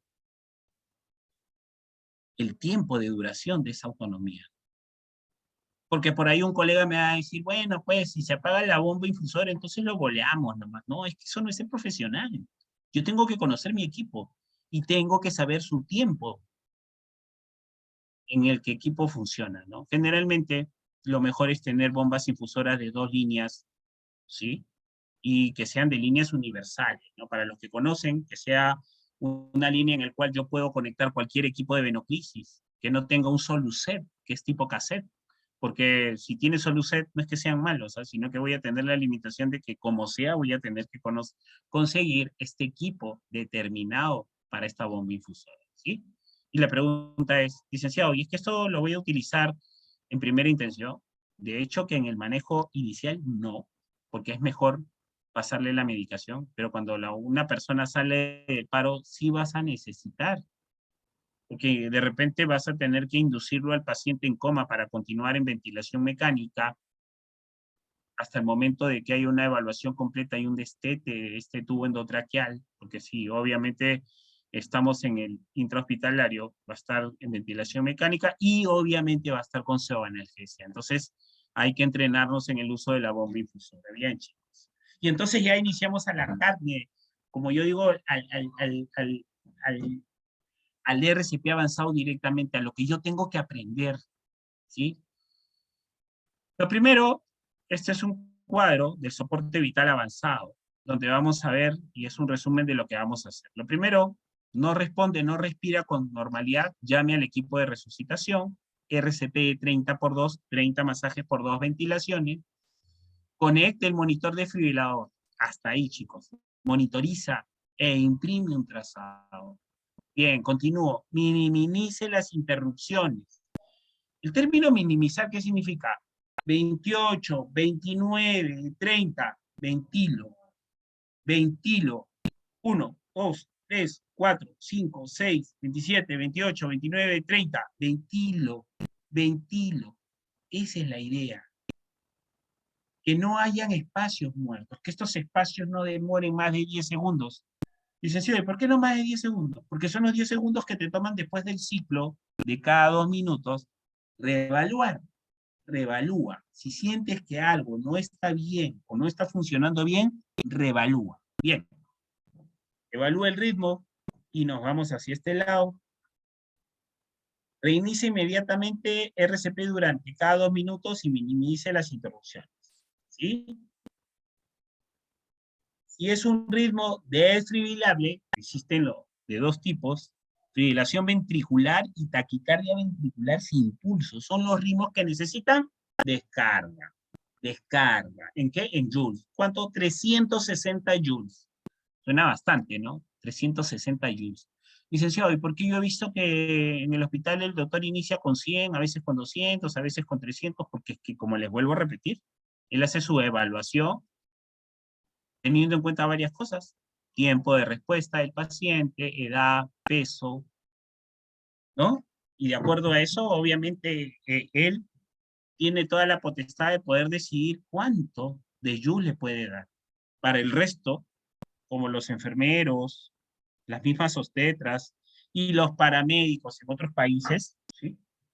De hecho, eh, tienen que darle la cantidad de joules que mande el AJA. Algo importante, rápido, chicos. Ya ingresó ya el IPR en 2 ocasiones acá al Perú, ¿no? Que es el Registro Internacional del Paramédico. Estamos en ese proceso. Les cuento que esto ojalá que se haga viable porque yo soy uno de los que pienso que no solamente los enfermeros y los médicos deben estar inmiscuidos en este tema, porque no siempre somos los que llegamos a la emergencia, ¿no? Por una serie de condiciones, ¿no? Y dicho sea de paso que conozco personal técnico que tiene mucha capacidad y conocimiento, ¿no? Y que muchas veces ellos se autolimitan, la verdad, porque mientras todo salga bien, nadie te dice nada ni te señala. Y entonces ya es momento de que esta institución, que les digo que es el IPR, que obviamente te da el registro evaluándote, ¿no? Y determinando si tienes la capacidad. Esto se basa en un examen cognitivo y en un examen práctico y ellos determinan el nivel que te van a dar. Entonces, si esto se sigue haciendo de esa manera, como se ha dado este año al menos, en algunos años yo creo que el personal técnico, como los paramédicos y los técnicos de emergencia, ya van a poder tener hasta cierto punto y no limitarse ante la atención del paciente, porque valgan verdades, son los primeros que están ahí. Y esto tiene que ver mucho con los bomberos, ¿no? Que son los primeros que están en la primera respuesta, ¿no? Yo siempre he dicho, son los que con mucho más frecuencia han visto una situación de emergencia. Bien, continuamos. Entonces estos son los ritmos defibrilables: fibrilación ventricular, taquicardia ventricular sin pulso. Lo que hay que hacer es una descarga, ¿sí? Luego de la descarga, reinicie inmediatamente RCP durante 2 minutos. Recuerde, minimice las interrupciones. Si es un ritmo no defibrilable, ¿cuáles son? Actividad eléctrica sin pulso y asistolia. Bien, con el tema de la asistolia, que quede claro, porque yo he escuchado muchas veces a profesionales de la salud decir, no, bueno, pero si está en asistolia está en paro. Ya, no. Está muerto, no hagas nada. Falso, falso. Es un ritmo que, si bien es cierto, no necesita descarga, pero sí necesita masaje cardíaco. Pero es que no solamente necesita masaje cardíaco, necesita un manejo de vía aérea avanzado, según el ACLS, y no solamente eso, necesita drogas. Y la droga que se necesita es adrenalina, 1 miligramo. Ya vamos a entrar ahí, pero para ir avanzando. Bien, recuperación de la circulación espontánea, que obviamente si ya sale y se revierte, hay que parar. Tratamiento inmediato post parada cardíaca. Use el abordaje del ABC. Hay que evaluar, evaluar. Chicos, no confundan. En algún momento, por si alguien tiene alguna duda, aprendimos el XABC. El XABC es para un concepto de trauma, que quede claro. No se olviden que el X es control de hemorragias exsanguinantes. No se olviden. Es más, les cuento. A nivel internacional estamos en el mes rojo, ¿sí? Y esto es porque se celebra el haber tenido o el haber llegado a conceptualizar el concepto de Hartford con el Stone Blip, ¿sí? Es el mes rojo, por eso que el personal prehospitalario, muchos colegas tienen sus estados de color rojo, y esto es porque les digo, se celebra la congregación del Stone Blip a nivel internacional, ¿no? Es dos cosas importantes: el entendimiento del uso del torniquete y la difusión de que se entienda de que se usa, ¿no? Esto es para conceptos de trauma. Bien, sin embargo, en el RCP o en el tema cardiológico, no se olviden que el abordaje es el ABC, ¿no? Continuamos y hay que procurar una saturación del 94 al 98%. Ya hemos visto en el básico, y también lo hemos visto en vías aéreas cuando hemos llevado con ustedes, que hay que procurar una capnografía normal entre 35 a 45, ¿sí? Para los que no recuerdan el tema de la capnografía, chicos, tiene que ver con el nivel de exhalación de CO2, no se olviden, ¿ah? Y no solamente lo mandan las guías cardiológicas, sino las guías del NAEM. En el abordaje inicial ya se ha evidenciado que la capnografía te da un dato en solo 30 segundos, o sea, es que obviamente va a ser mucho más rápido que una saturación. Qué importante, ¿no? Definitivamente, gol estándar, EKG de 12 derivaciones. EKG de 12 derivaciones. ¿Por qué? Licenciado, pero yo tengo uno de 3, de 9. Chicos, sí, claro, te va a ayudar, pero te va a autolimitar en poder evidenciar, ¿sí? El poder evidenciar una patología cardíaca, ¿no? Les hablaba del síndrome del Ward-Parkinson-White, que definitivamente necesitas un EKG de 12 derivaciones. Trate la causa precipitante, ¿no? En este caso, lo que originó el paro. Bien, ¿quiere decir que un OVACE puede producir un paro? Sí, claro, totalmente. Y si no tratas esa obstrucción, ¿de qué te sirve? Entonces hay que saber solucionar el problema mecánico, obstructivo, mejor dicho. Manejo con control de la temperatura, era lo que yo les decía. Post paro empieza a haber un aumento de temperatura progresiva, ¿no? Llamada hipertérmica. Iniciamos, chicos. Soporte vital avanzado. Durante el RCP, asegure compresiones torácicas de alta calidad. Recuerden, el entrenamiento, ¿sí? Tiene que ver con una buena técnica, no con la fuerza, que quede claro. Minimice las interrupciones de las compresiones, ya hemos hablado, masaje, ventilación, consecutivo. Terminas el ciclo, revalúa 10 segundos y continúa. En el ACLS, imprime tu trazado cada 2 minutos. Imprime. Y si crees que hay algo relevante, un ritmo distinto, imprímelo y determina. utilice capnografía en forma de onda, totalmente, porque ya saben que la valoración cuantitativa evidenciada en un equipo se puede dar como asertiva, vamos a decirlo así, cuando tienes la onda de lo que estás evidenciando. Para los que no tienen bien en claro el concepto de la onda, hay inclusive pulsoxímetros con una onda tipo ola, que eso te va a ayudar a tener correlación entre el número o la numeración que te manda el equipo, totalmente. Compresiones continuas cuando se haya asegurado la vía aérea, ¿ya? Entonces, hasta ahí, ¿sí? Yo ya puedo tener un RCP con compresiones corridas, ¿sí? Entonces, si es que yo ya tengo un manejo o asegurado la vía aérea avanzada, ¿sí? Ya puedo darle ventilación al paciente cada 6 segundos. Inclusive las guías dicen que si es un tema traumatológico por el nivel hipóxico, tendrían que ser cada 6 a 8 segundos.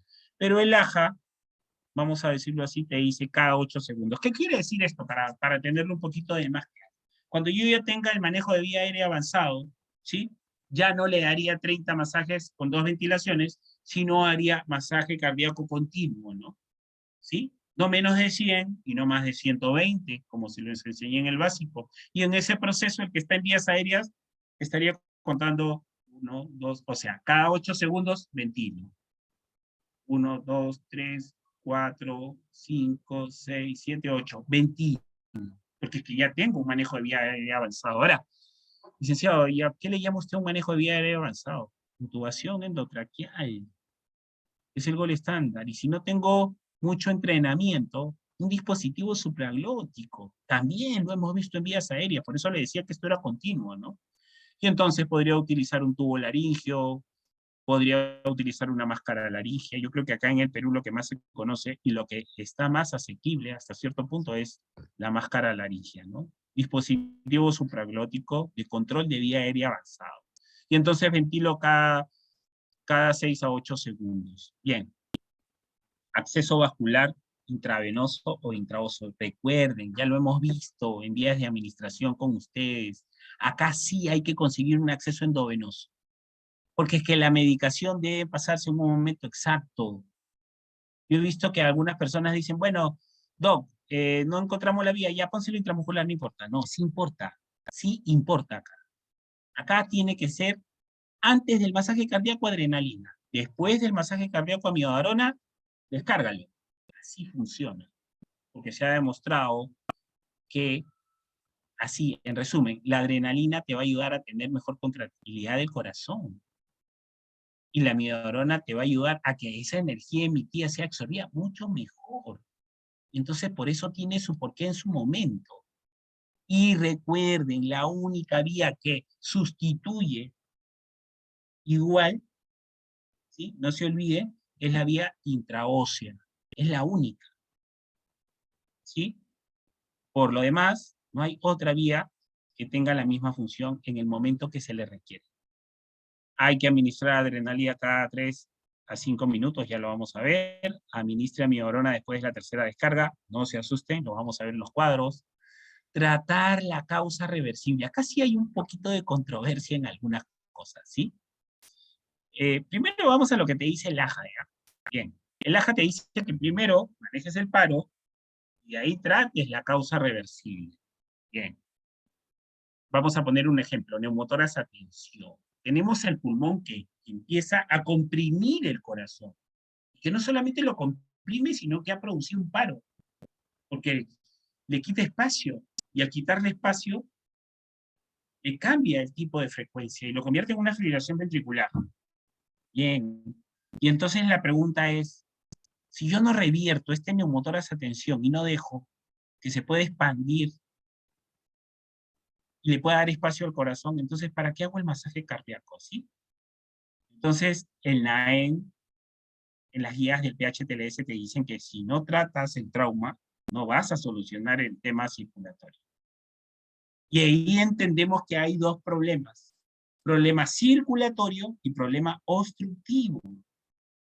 Si el problema es obstructivo y tú no solucionas la obstrucción, la parte circulatoria no va a funcionar. Tiene sentido, ¿no?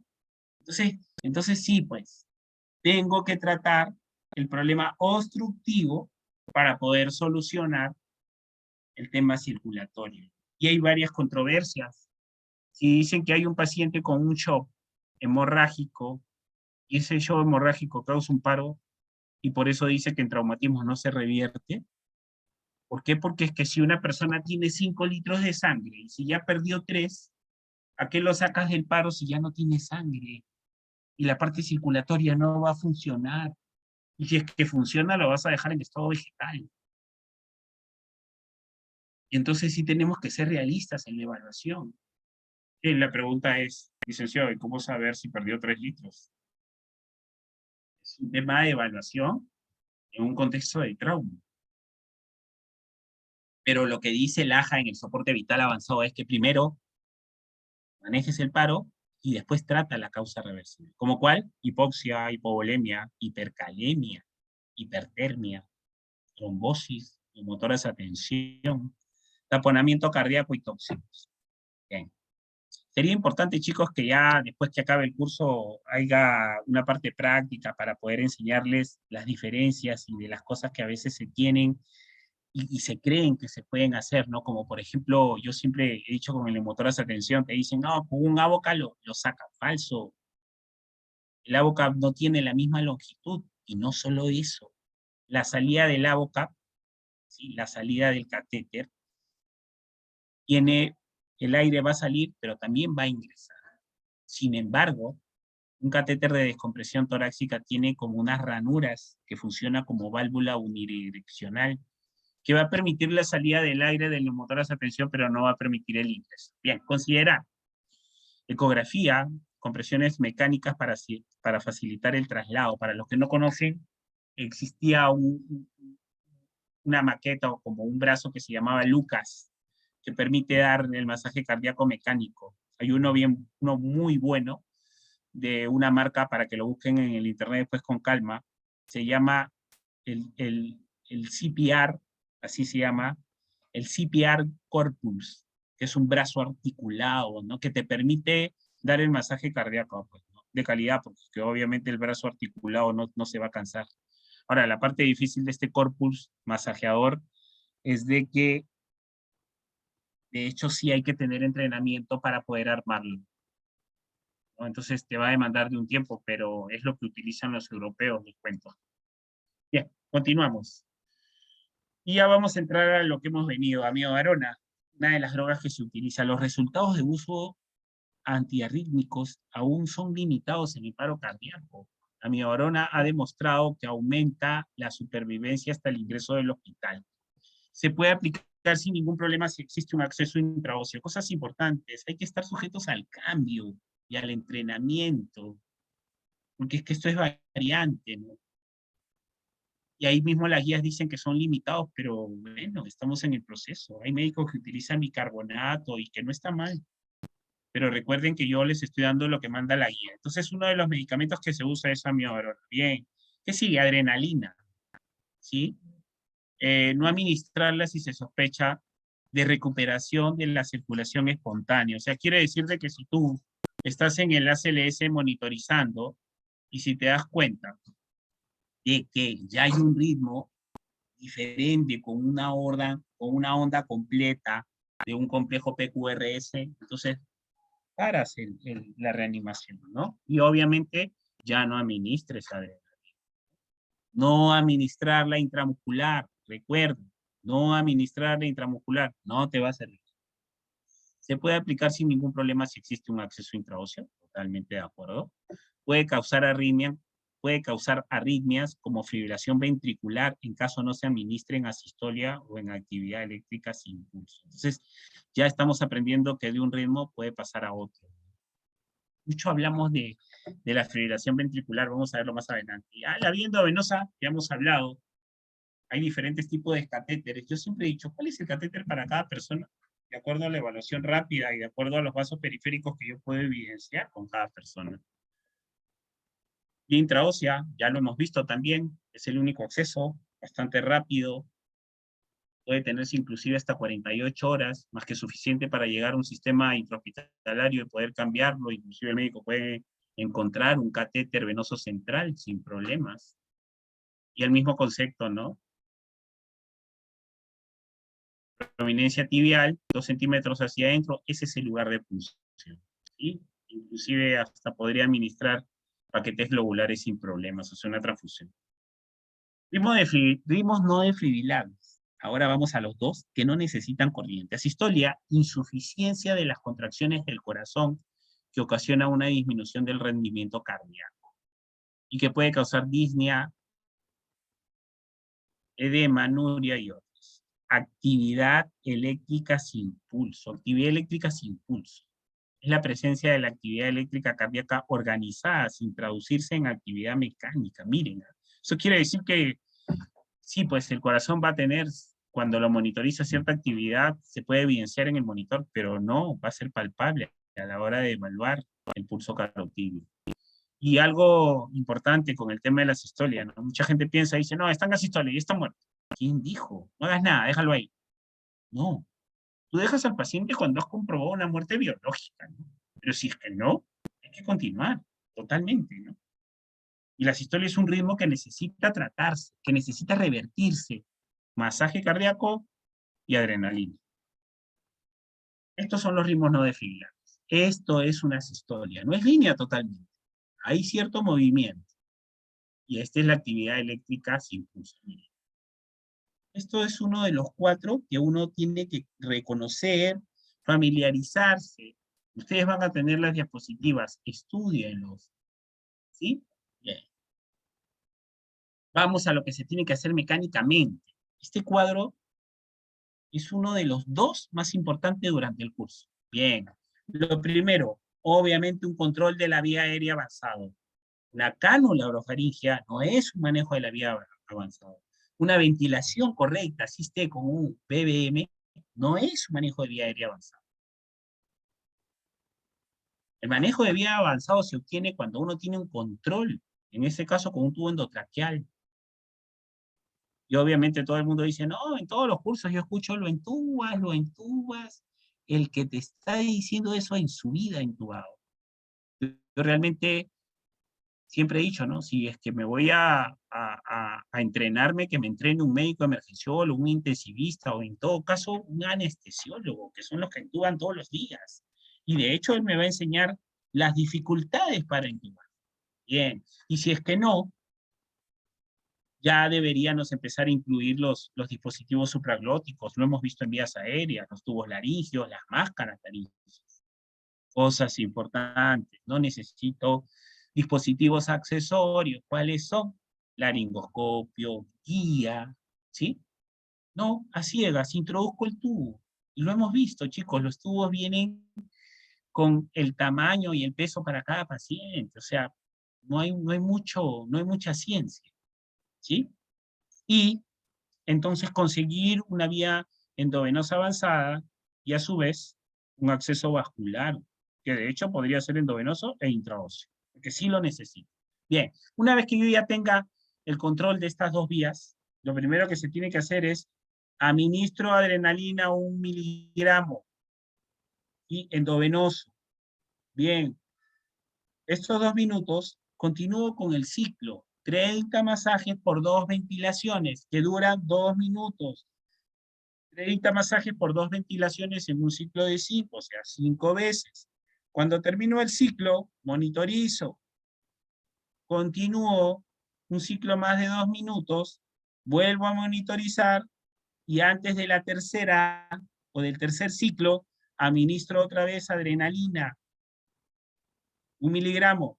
Continúo con el ciclo de 30 masajes por 2 ventilaciones, revalúo y así continúo. Si ustedes se dan cuenta, cosas importantes, ¿hasta cuándo?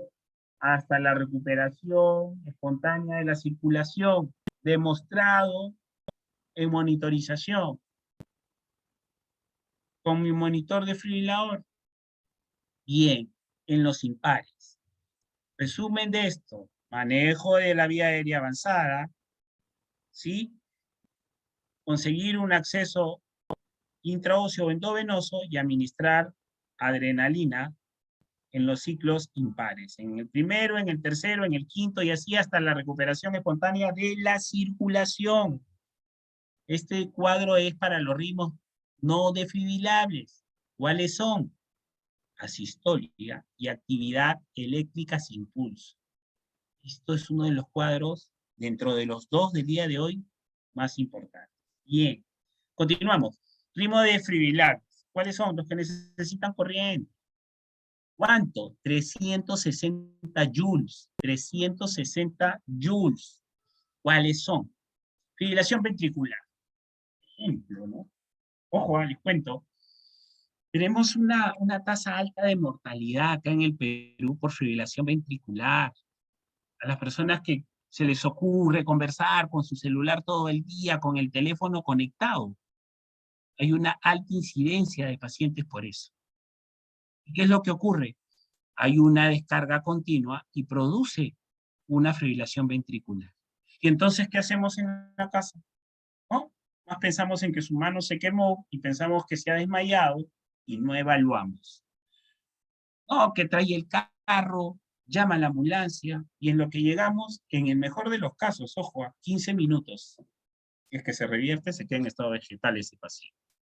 ¿Qué se tiene que hacer con la fibrilación ventricular? Desde ya, lo mejor es descárgalo. Si tuvieras un DEA, la pregunta es, ¿todos tenemos un DEA en la casa? No. Entonces, ¿qué tengo que hacer? RCP básico de calidad, evaluación rápida, reconocimiento precoz. Créanme, en el primer minuto, el porcentaje de éxito de poder revertirlo es del 98%, o sea, es casi seguro. Y entonces, si Dios no quiera, alguno de ustedes les pasa en su casa, y si a alguno de nuestros familiares le sucede esto, ¿qué tengo que hacer? ¿Me escuchas? No te responde. Le tomas el pulso carotídeo, ausente, no ventila, inicia RCP y activa tu cadena de vida. Créanme que lo vas a sacar. Si no haces eso, o si es que estuvieras en otro entorno, medicina deportiva.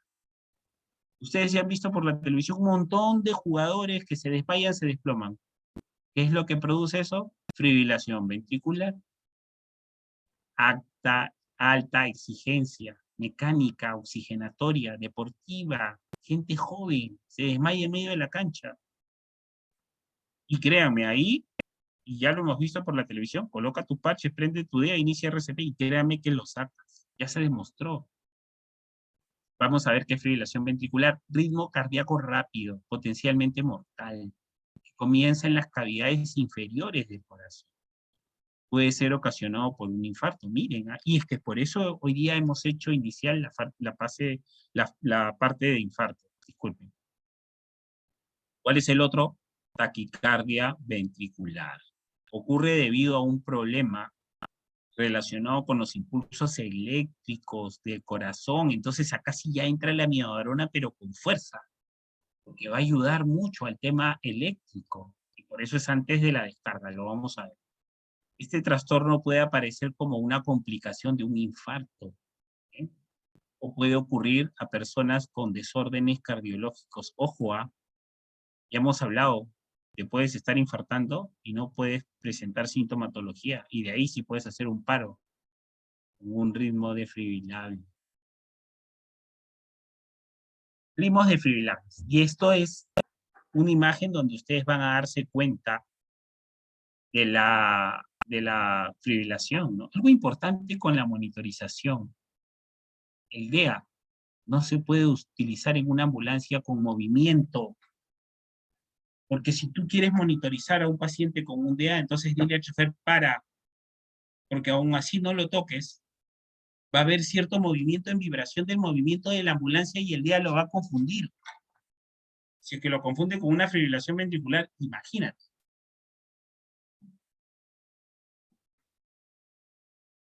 Entonces es muy importante saber de que si yo estoy en la ambulancia monitorizando a mi paciente y si quiero tener una data exacta de esta monitorización, tengo que decirle al chofer, cuádrate a la derecha, monitoriza.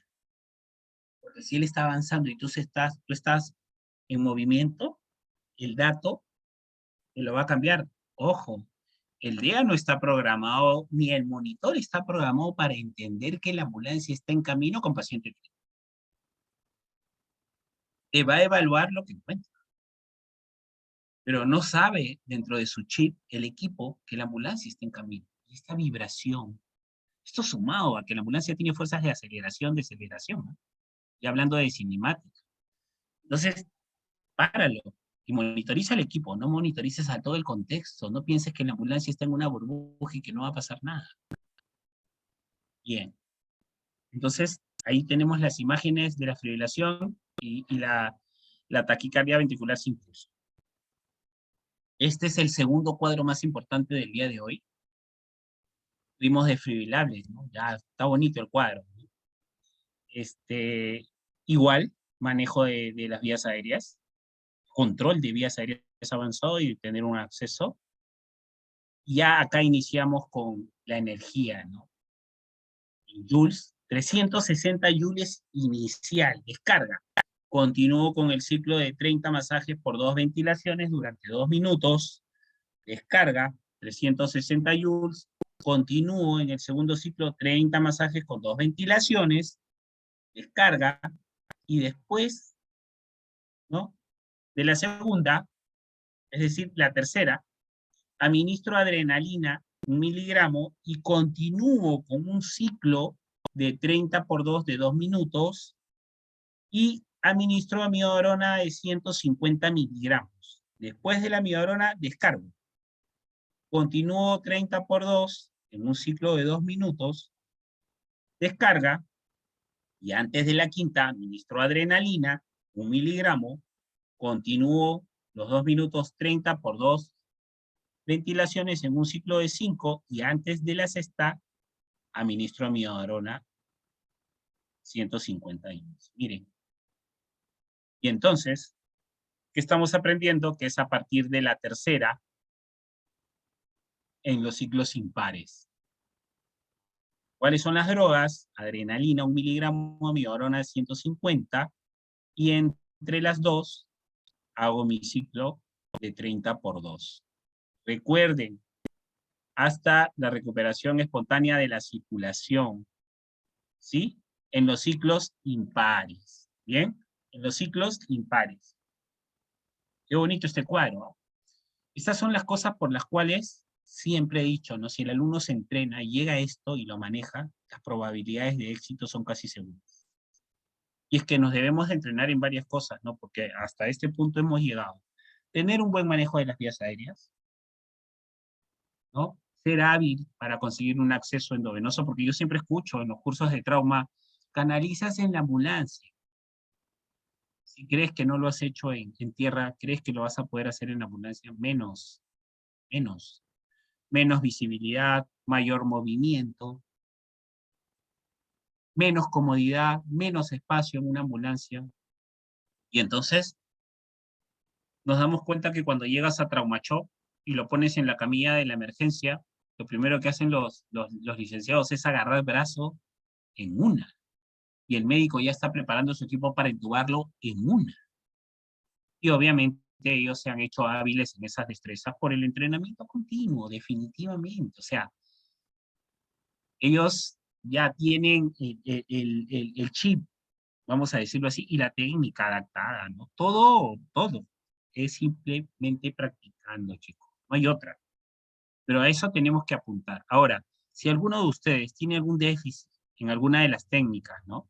Si por ahí en algún momento creen que algo lo saben a medias, entonces hay que entrenarse en eso para mejorarlo. Me pregunta,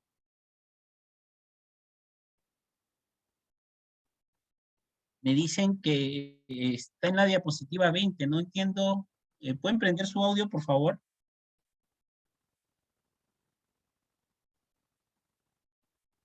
¿Pueden prender su audio? ¿Se escucha? Sí. ¿No se está evidenciando la imagen de los ritmos desfibrilables ahorita?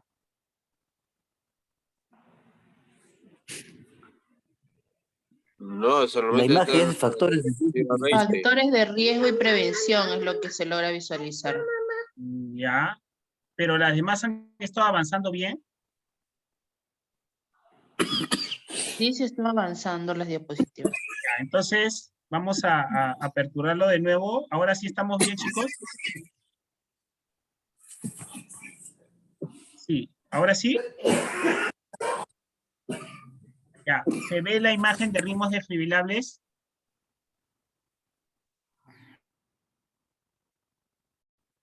No, no está proyectando nada. Ya, vamos a salir y vamos a volver. Algo está pasando.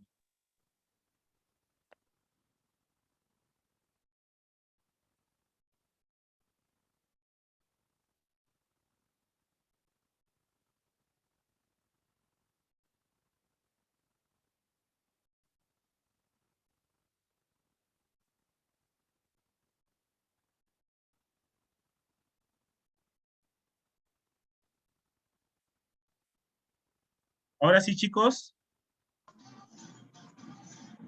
Consejos, sí. Ya, estamos en ritmos desfibrilables. Sí, así es. Ya, solo para terminar. ¿Sí se evidenció bien la imagen de ritmos no desfibrilables o prefieren que regrese? Mejor que regrese Ya, bien, para... no hay problema. Ya, vamos a regresar ahí. ¿Les parece? ¿Ahí estamos bien? Correcto, Sí. licenciado. Ya, entonces vamos a ritmos no desfibrilables, disculpe.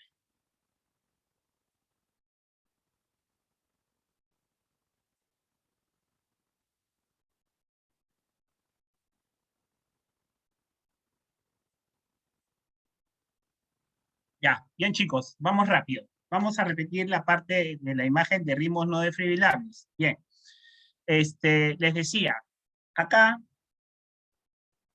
tenemos a la sistolia y a la actividad eléctrica sin pulso. Manejo de vía aérea avanzado, ¿sí? Y manejo de la vía endovenosa. En el primer ciclo de 30 por 2, voy a administrar adrenalina. Evalúo en el segundo 30 por 2, que dura 2 minutos. Antes del tercero, revalúo, administro adrenalina. Y así en los impares. En los impares. Recuerden, antes del ciclo de 30 por 2, administro adrenalina 1 miligramo. ¿Hasta cuándo? Hasta la recuperación espontánea de la circulación. Bien. Y ahí hemos visto los ritmos desfibrilables, fibrilación ventricular y taquicardia ventricular. Ahí, y a partir de ahí, vamos a necesitar la descarga eléctrica 360 joules y se va a adicionar la amiodarona.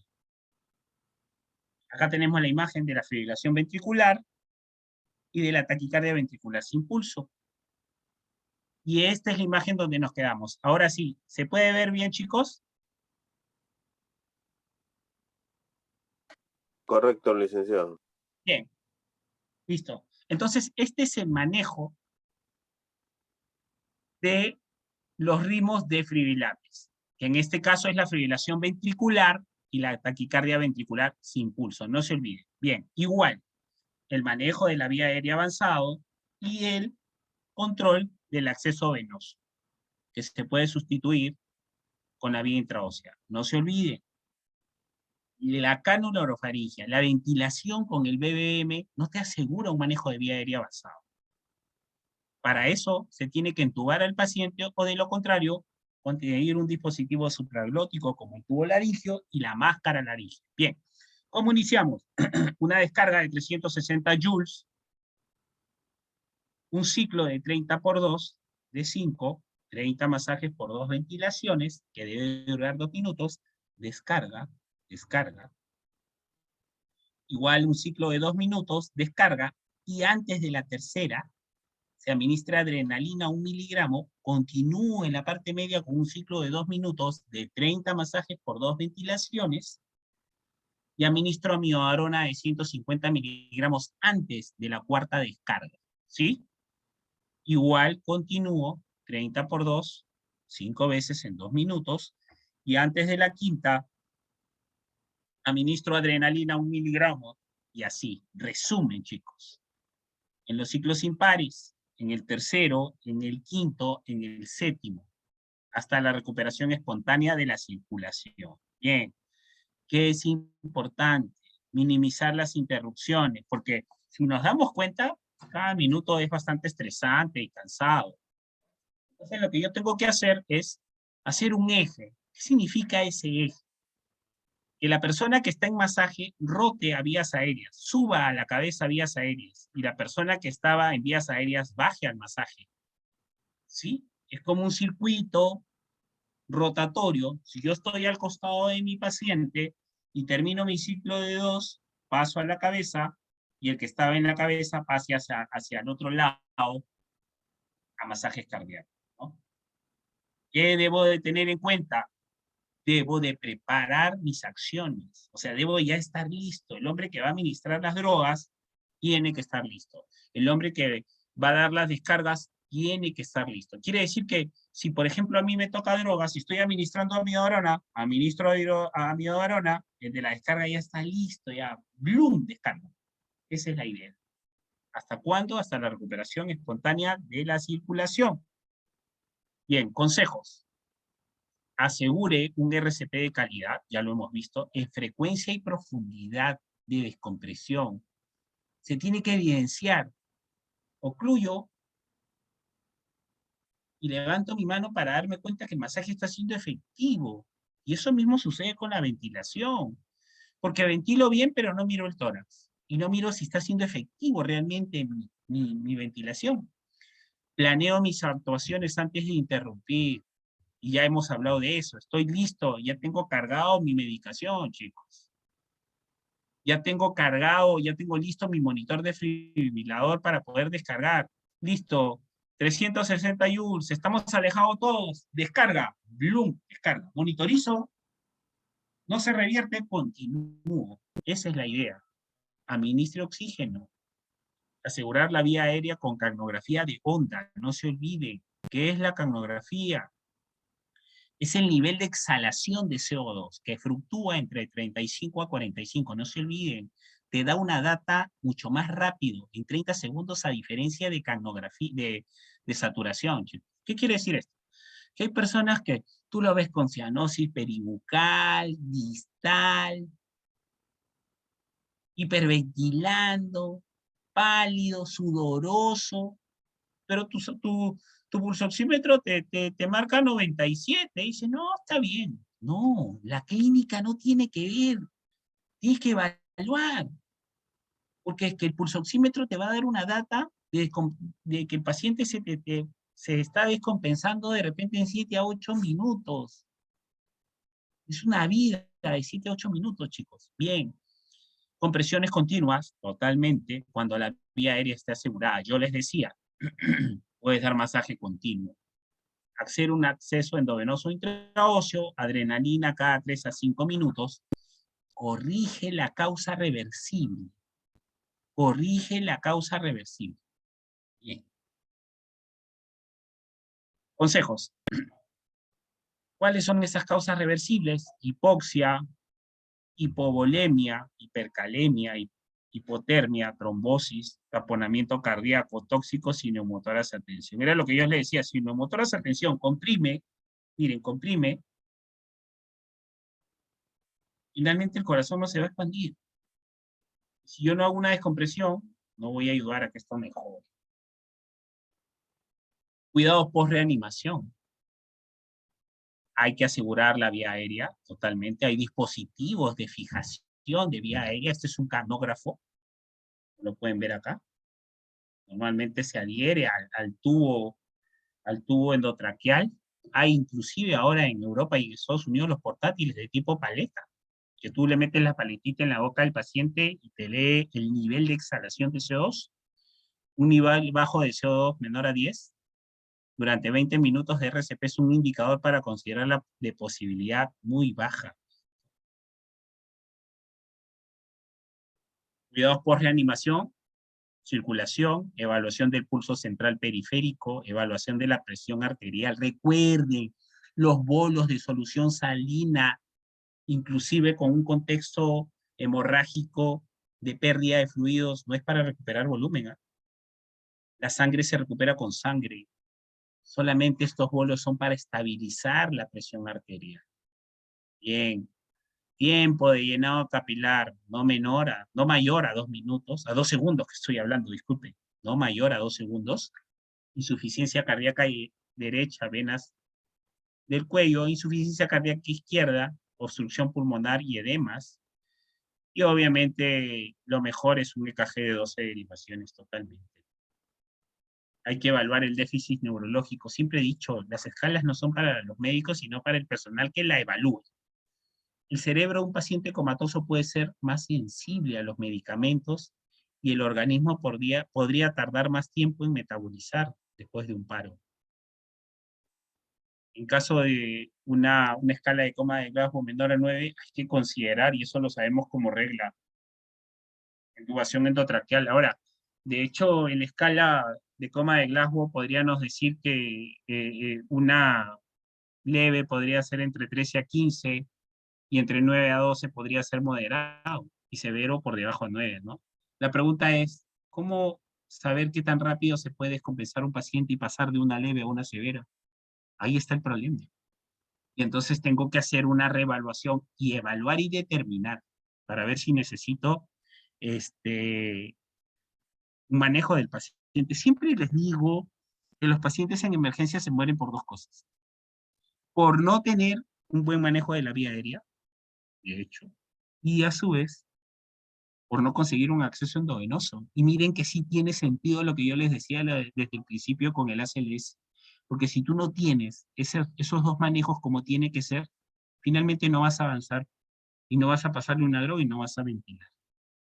Y vas a hacer todo empírico, como lo hacen a veces, pues, ¿no? Ahí está el problema. Hipotermia después del paro mejora el resultado neurológico, ¿no? Los adultos inconscientes, el retorno espontáneo de la circulación después de la fibrilación ventricular, hay que enfriar entre 32 a 36 grados. Hay que evitar la fiebre. Porque es que no ha habido una buena oxigenación a nivel cerebral. Y es que por eso empieza el problema del aumento de temperatura posparo, ¿no? Y obviamente las contraindicaciones sepsis grave, coagulopatía conocida.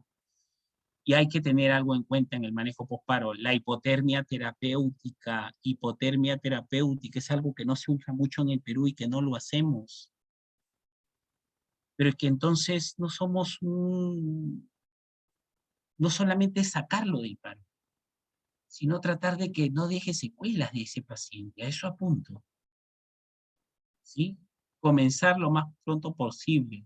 Y hay que mantener la hipotermia terapéutica. Un lento recalentamiento, más o menos un promedio de 0,25 grados centígrados por hora, ¿no? Bien, chicos, les cuento que el ACLS es un curso que en teoría se debería llevar 2 días. De hecho, que ustedes en el proceso de educación que tienen, hemos sido de lo más básico, y ahora sí tiene sentido el hecho de haber llevado un manejo de vía aérea avanzado con ustedes, el hecho de haber tenido un curso de administración de medicamentos, de RCP básico, y ahora con el avanzado, ¿no? Igual van a tener las diapositivas, espero que realmente haya cumplido con las expectativas que ustedes querían para este curso. Espero que en este proceso con el registro internacional del paramédico al cual pertenezco, se empiece a ingresar a gente que por algún motivo no pudo tener un tema profesional acá en el Perú, pero que finalmente está en el ámbito prehospitalario. Como les decía, yo conozco muchos paramédicos que son muy profesionales, ¿no? Entonces, y es momento que se les empiece a dar la importancia de vida porque realmente son ellos los que están ahí, ¿no? Y claro ejemplo son los bomberos, ¿no? Que dicho sea de paso, no son remunerados, pero que están en un sistema donde la casuística es bastante alta, ¿no? Entonces, ellos muchas veces, a pesar de que tienen conocimientos, se autolimitan porque realmente después el tema legal les puede causar muchos problemas, pues, ¿no? ¿no? Si es que hay alguna pregunta, pueden prender su audio sin ningún problema para conversarlo, chicos.